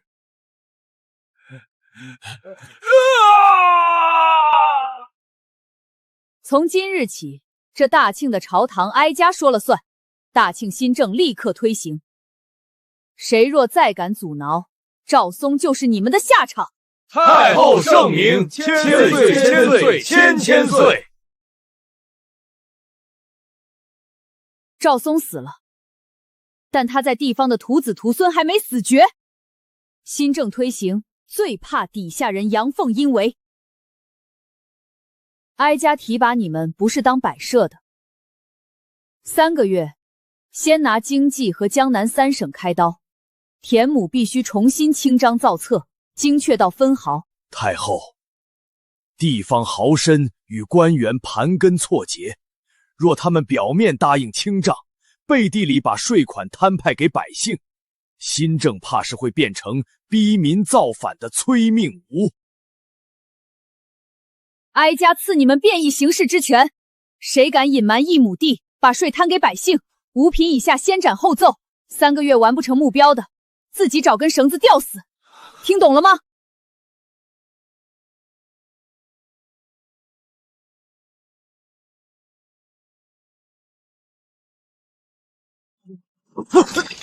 放肆！你个6品主事进门不知道通报吗？宣和3年，江南上报水灾减产3成，可同年农具铁犁销量却激增4涨，田被水弯了，百姓买铁犁去耕水。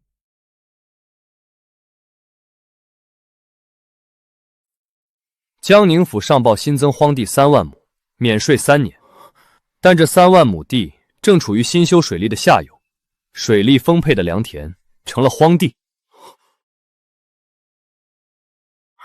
你休要信口雌黄！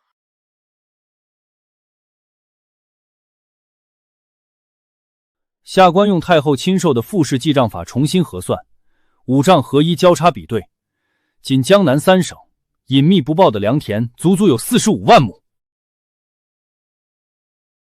太后有令，今晚必须将这45万亩隐田的税款核算清楚，算不出，明早下官就拿着假账铁证和您的项上人头去见太后。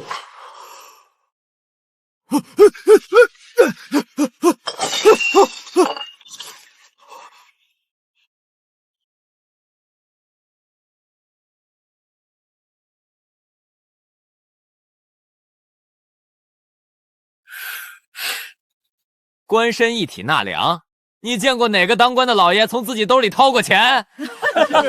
赵松死了，可京城里那么多皇亲国戚，谁肯放血？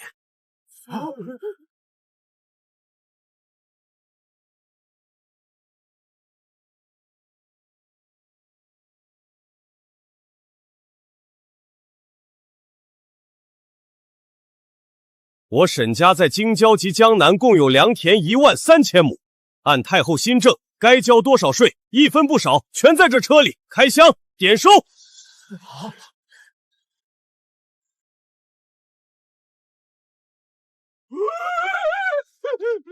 老天爷啊！沈丞相带头交税，沈家可是太后的母族啊！太后圣明，我沈家誓死追随太后，绝不藏私一分一毫。太后圣明，沈相高义，大清有救了。家主，1万多亩地的税可是整整10万两白银呐！咱们凭什么带头放血？太后终究是个女流之辈，被新科小白脸蛊惑了，她怎么能拿刀割自己人的肉？愚蠢！死到临头还惦记那点散碎银洋。你们真以为沈家能爬到如今权倾朝野的位置，靠的是我这个丞相？错，全靠宫里那位。从他10岁起，沈家暗中的产业、情报网、朝堂人事调动，全是他在幕后一手操盘。他才是沈家真正的家主。传我的家主令，从今往后，谁敢阻挠太后的新政，敢在背地里贪墨1文钱，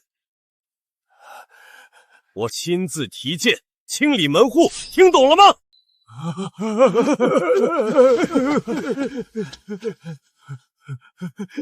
懂了，谨遵家主令，誓死效忠太后。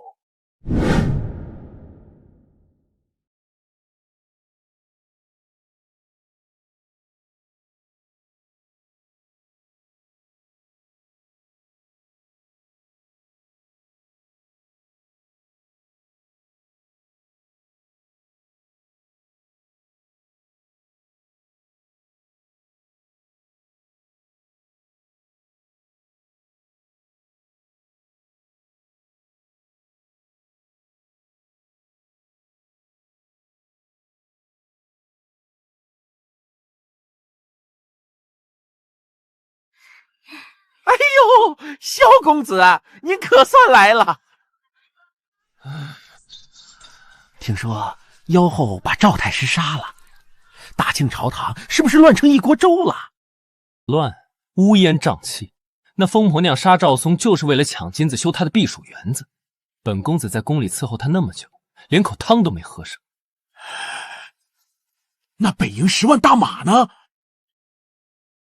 换了个叫霍战的莽夫，那个傻大个不懂兵法，天天让士兵背石头跑圈，连顿饱饭都不给吃。北营马上就要搏变了，10万大军就是一戳就破的空壳子。此言当真？本公子拿了你的钱，还能骗你不成？滚回去告诉你们燕国主子，如今的大清就是一块剥了皮的肥肉，再不来咬，连骨头渣子都没了。滚！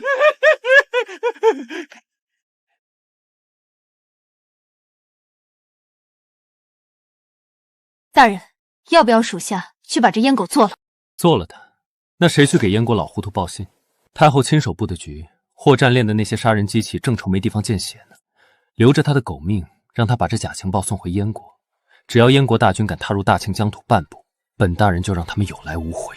传令暗网，全城护送这位探子出城，别让他死在半路上。遵命。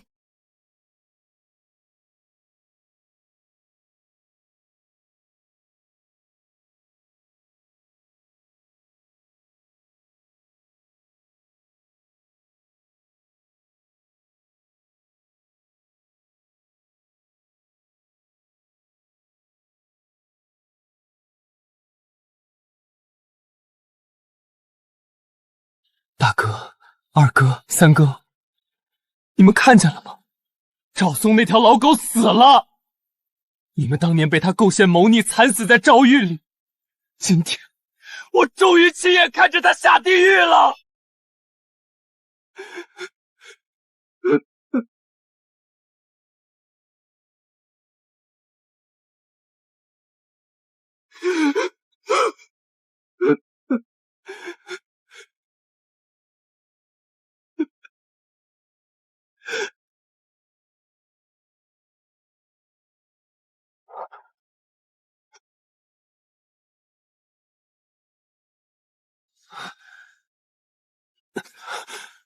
娘娘，臣失仪了。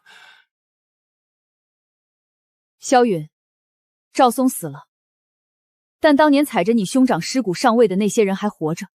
哀家知道你心里苦，但哀家更知道，你骨子里流的是大庆皇室的血。是娘娘将臣拉出深渊，给了臣报仇的机会。从今往后，臣这条命就是娘娘的。起来，把眼泪擦干。赵松不过是条看门狗，大庆的内鬼还没清干净，燕国那群豺狼还在边境虎视眈眈。萧大人，接下来的硬仗，你敢不敢打？臣万死不辞。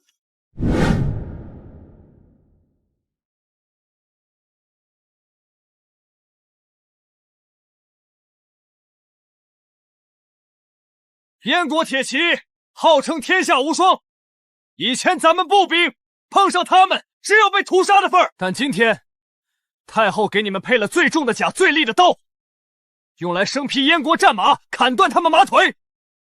全军听令，变阵！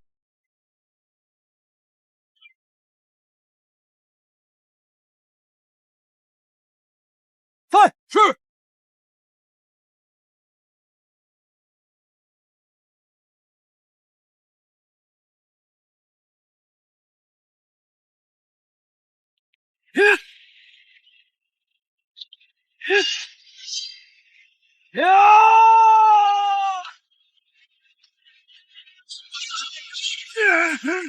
顶住，死也不退！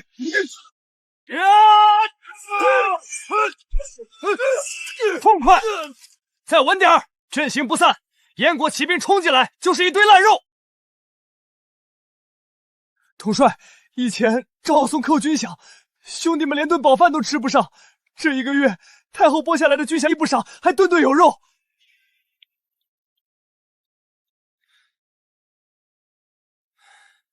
兄弟们，老子以前跟你们一样，是个连饭都吃不饱的草根。娘娘不看出身，只看军功。此战凭斩敌首级，封侯拜相。愿为太后效死，愿为统帅效死。杀！封侯拜相！杀！燕国的杂碎们，洗干净脖子等着吧。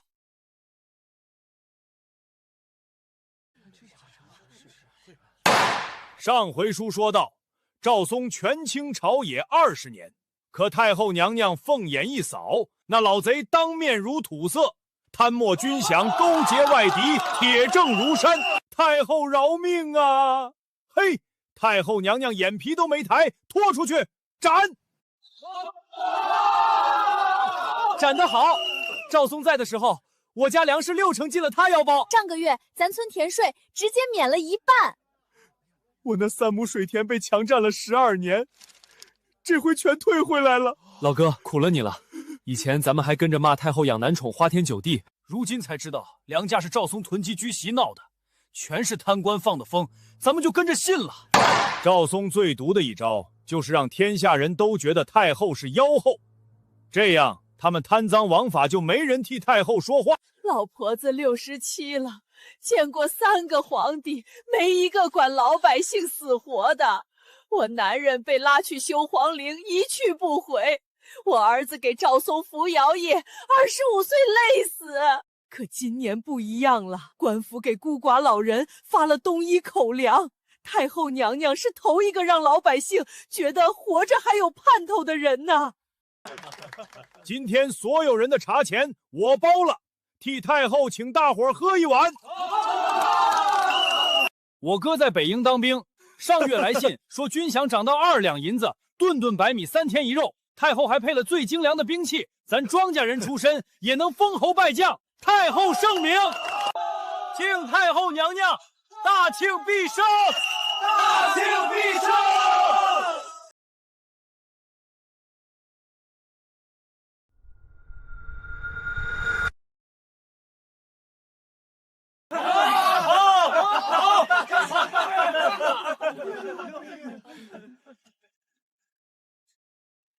一群蠢货，那就让我帮你们醒醒脑子。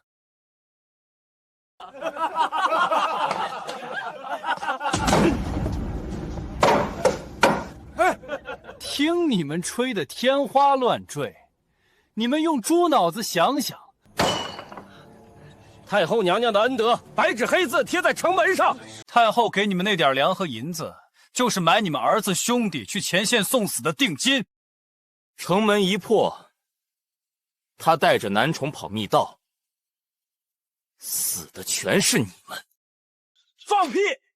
我哥就在北营，太后发的是真金白银。等你哥被铁骑踩成肉泥，你就知道2两银子值不值了。你满嘴喷粪！太后给我送冬衣口粮，人心是肉长的。等等，你口音不对，这是燕国那边的腔调。你们看他虎口的茧，常年握刀才磨得出来，这不是种地的手。他是燕国奸细。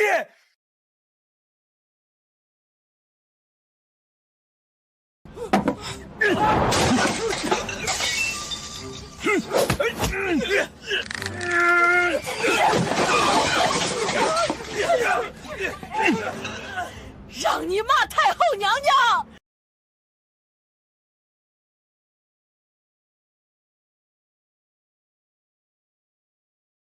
燕国人派这种杂碎散播谣言，是因为他们怕霍统领练出的虎狼之师，更怕咱们大庆百姓上下一心。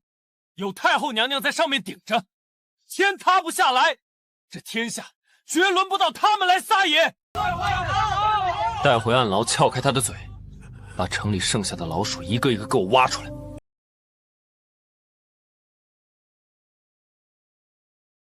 启禀太后，新政推行2月有余，京畿、江南等地清敛田亩已完成80%，隐匿田产皆已查实，国库入账白银300万两。300万两只是80%，那剩下的20%为何迟迟交不上来？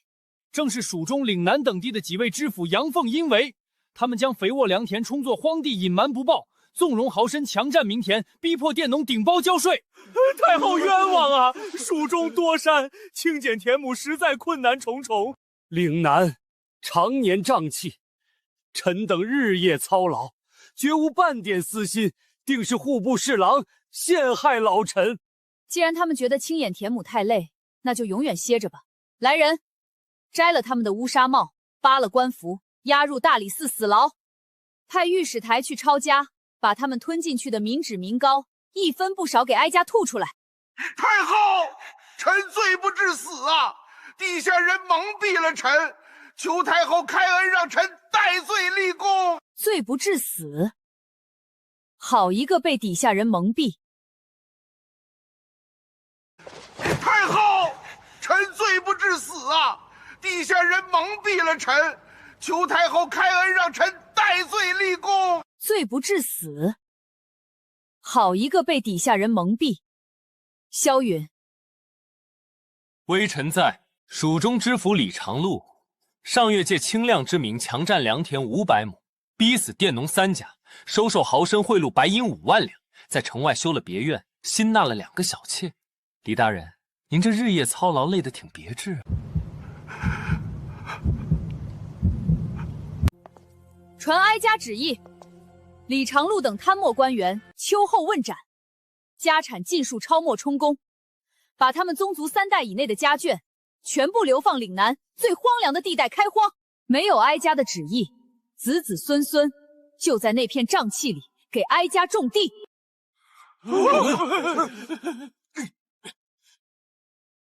户部侍郎听旨，掏出的赃款不用入国库，单独建账，设立新政专项奖金。户部此次清廉有功，拨出1万两，按功劳发给底下奔波的官员。臣在。臣替户部叩谢太后天恩。从今日起，6部及地方官员实行新政绩效考核，达标者、超额者，挨家不吝赏赐，升官发财凭本事来拿。但若有贪赃枉法者，李长路的今天就是你们的明天。太后圣明，赏罚分明，乃国之大幸。臣等遵旨。太后千岁千岁千千岁。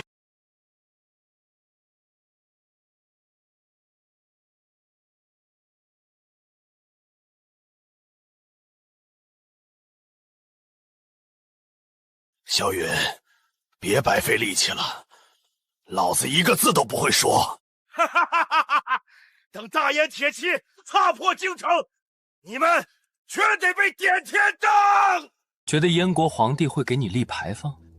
大燕的暗网单线联络，你们永远挖不干净。云大人，让他死个明白吧。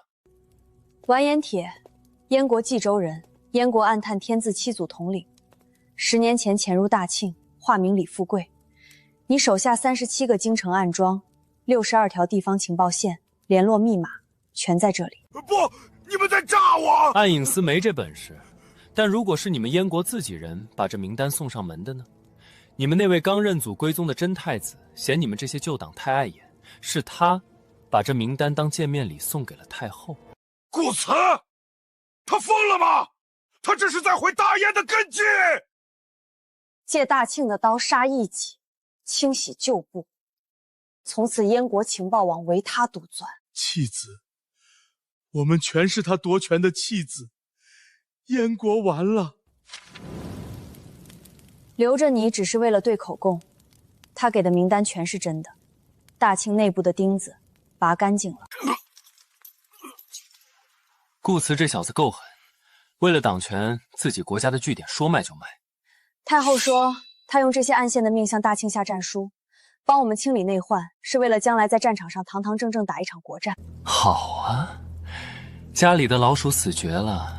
太后终于可以放开手脚，接下来就看货战准备的如何了。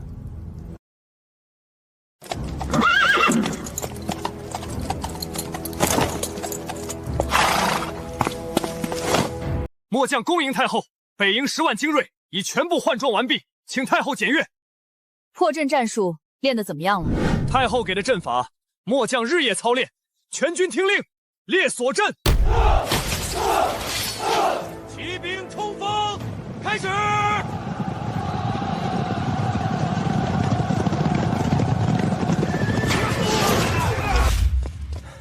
太后，破旗锁阵演练完毕，请验收。第一波挡得住不算本事，燕国铁骑最难对付的是连续冲锋。太后放心，连续冲锋末将也练过了，阵型不会散。合格。太后，老臣依照您的图指命工匠赶制，首批改良器械已完工。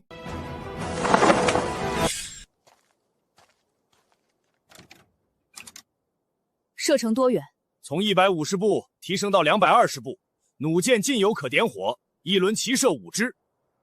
打一轮看看。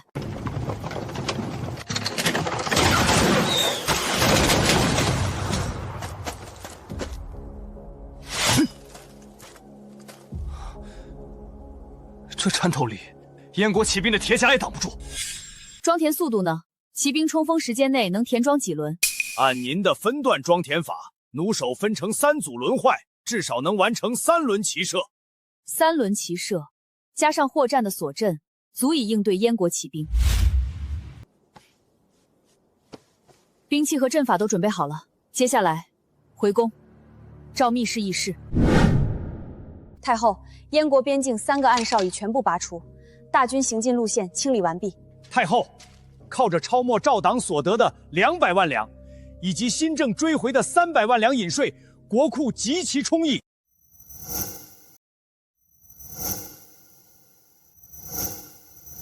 30万石军粮、10万件御寒冬衣已全部调拨到位，各地秦王之师与新木壮丁共计20万已集结完毕。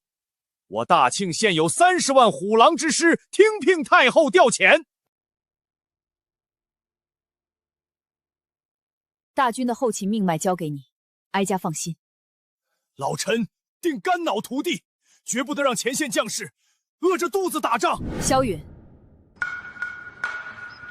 太后教的反间谍网已彻底铺开，燕国埋在我们这边的眼睛已经全瞎了。干得不错。霍战，末将在。你的兵磨得怎么样了？10万铁骑，刀已开刃，马已喂饱，只等太后一声令下。燕国欺我大庆多年，这笔血债是时候清算了。如今燕国掌权的是顾慈，那个叛徒，他太了解大庆的兵力，所以我们要抢先占据攻势。传哀家懿旨，大庆主动出击。遵旨。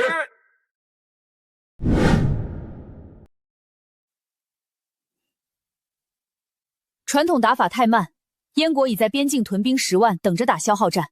霍战，末将在。你率20万主力从正面大张旗鼓平推，阵仗越大越好，把燕国10万大军主力全吸过去。太后放心，燕国主力休想挪动半步。允旨，你带3万精锐轻骑，抛弃辎重，带足5日干粮，从洛阴谷穿插，不要管沿途城池，直插燕国都城，截杀所有求援传令兵。太后，这是兵家大忌。洛阴谷地势险要，一旦被切断后路，云大人孤军深入，必死无疑。大忌就是奇招，兵贵神速，哀家就是要打他们措手不及。你在正面吸足火力，允旨的轻骑就能如入无人之境。等燕国反应过来，他的刀已经架在他们皇帝脖子上了。属下领命，若不能踏破燕国都城，属下提头来见。你带暗网特务提前潜入燕国3座重镇，在允旨兵临城下之前，烧粮仓投毒，散播皇帝弃城谣言。我要燕国后院起火，自顾不暇。杀人放火，制造恐慌，这活儿我熟。哀家要的不是击退燕军，而是碾压。我要这天下从此只选我大庆的龙旗。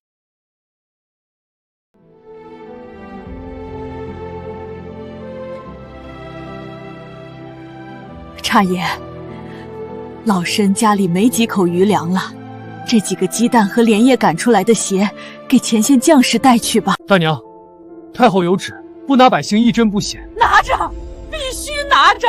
要不是太后娘娘推行新政，给咱们分了田，老身一家早就饿死了。太后娘娘是咱们的活菩萨，如今燕国贼子要打活菩萨，老身恨不得自己提刀上阵。老人家，东西我们收下。老臣向您保证，大庆将士定会用这些吃穿多杀燕国贼子。记下来，城南李氏捐鸡蛋12枚，布鞋2双，待大军凯旋，按双倍市价折算银钱，奉还百姓。不要钱，不要钱！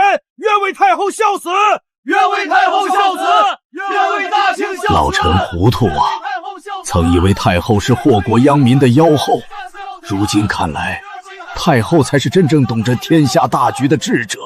太后，百姓们都在念着您的好。当初满大街都在骂您是妖后，如今那些谣言早被您的政绩粉碎了。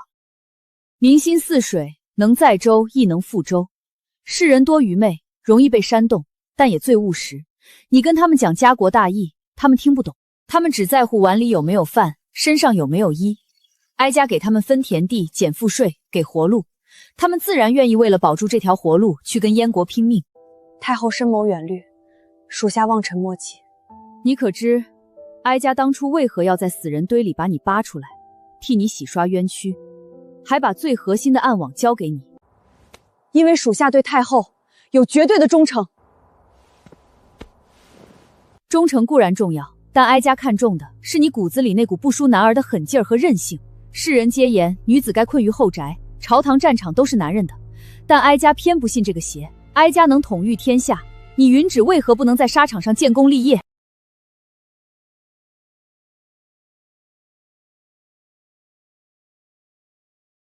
属下允旨在此立誓，必替太后斩尽一切敌寇，刀山火海，万死不辞。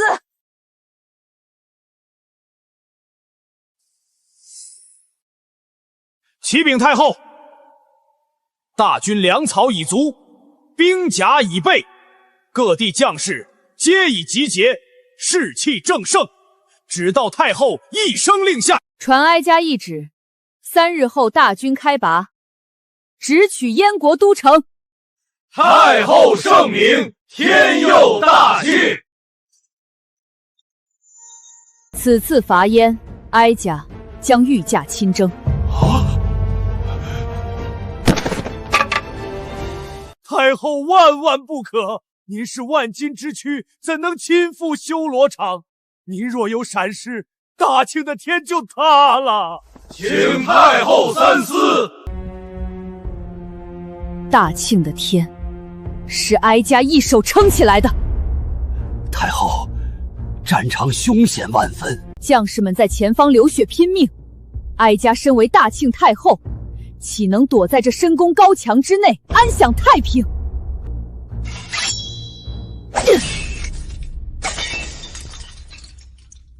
哀家要亲自站在战车上，让30万将士看看，他们的太后与他们同在，生死与共。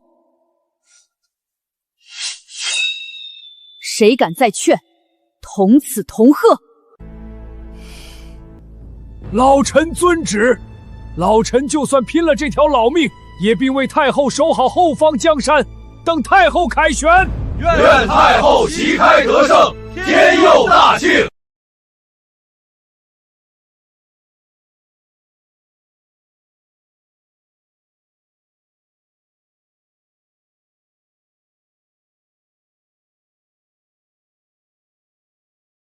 太后，这玄铁战甲冰冷坚硬，您的千金之躯。千金之躯，这大庆的江山本就是哀家在刀尖上趟出来的，世人皆骂哀家荒淫无道，今日哀家便让他们看看这天下究竟是谁在守。太后的苦心，天下人终会明白。允旨誓死追随太后。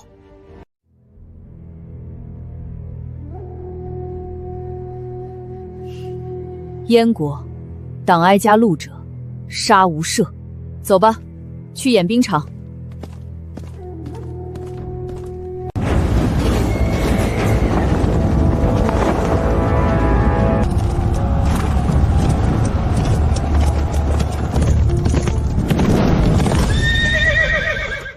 30万铁骑已全部操练完毕，列阵！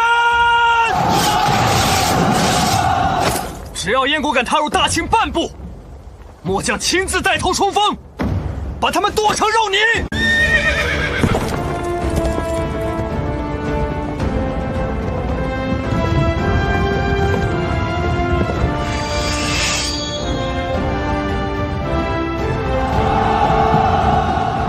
燕国人以为我们内乱不堪，软弱可欺，屡屡在边境挑衅，真当大庆是任人宰割的羔羊吗？哀家要你们日夜苦练，流血流汗，是为了打出大庆的军威，打出让敌人闻风丧胆的气势。太后给了你们吃饱穿暖的军饷，最锋利的刀剑，谁上了战场敢当软脚虾，老子第一个活劈了他！狭路相逢勇者胜，你们若不敢杀敌，敌人就会踏破城门，屠戮你们的父母妻儿，抢占你们的田地，让你们世代为奴。只有把他们打痛、打怕，打得他们听到大庆2字就双腿发软，他们才不敢再犯我边界。我们今日穿上铁甲，握紧刀剑去拼命去流血，是为了让身后的亲人早日过上安稳日子。哀家将与你们同生共死。此战不为退敌，只为杀敌，拿燕军的血祭我大庆军旗。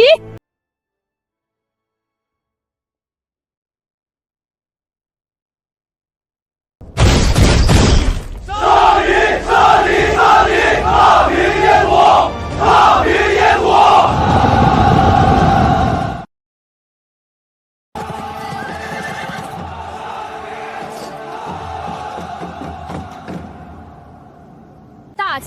矩，从今日起，哀家给你们改了。打仗不排资历，不看门第，只靠实力。各营将士听令，你们平时最服谁？谁杀敌最猛，现在就给哀家推出来。赵铁牛，他力气最大，一个人能砍10个。王猛，他打仗最机灵，从不吃亏。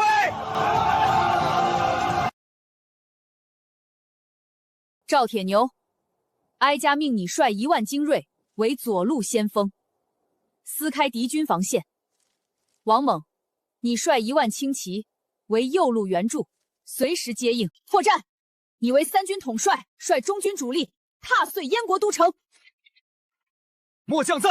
萧允，你带人潜入敌后，切断燕国粮道与情报。臣定不负太后众望。听好了，燕国的土地上遍地是黄金，遍地是军功。想要加官进爵、良田万顷、封侯拜将，不用求天，不用求人，用你们手里的刀去敌人脖子上取。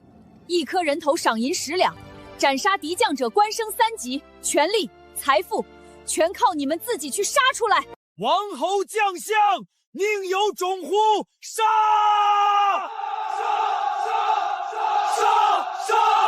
建功立业，踏平燕国。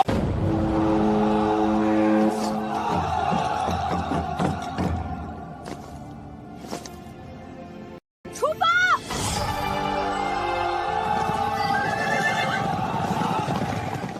后世史书曾这般记载：大庆太后沈氏，敛锋芒于奢靡，藏九州于帷幔。今日，她褪去红装，披挂上阵，是要斩断那宿命的枷锁。微臣恭迎太后入局。一代女帝的征伐之路，与那场注定不死不休的宿命对决，自此正式开启。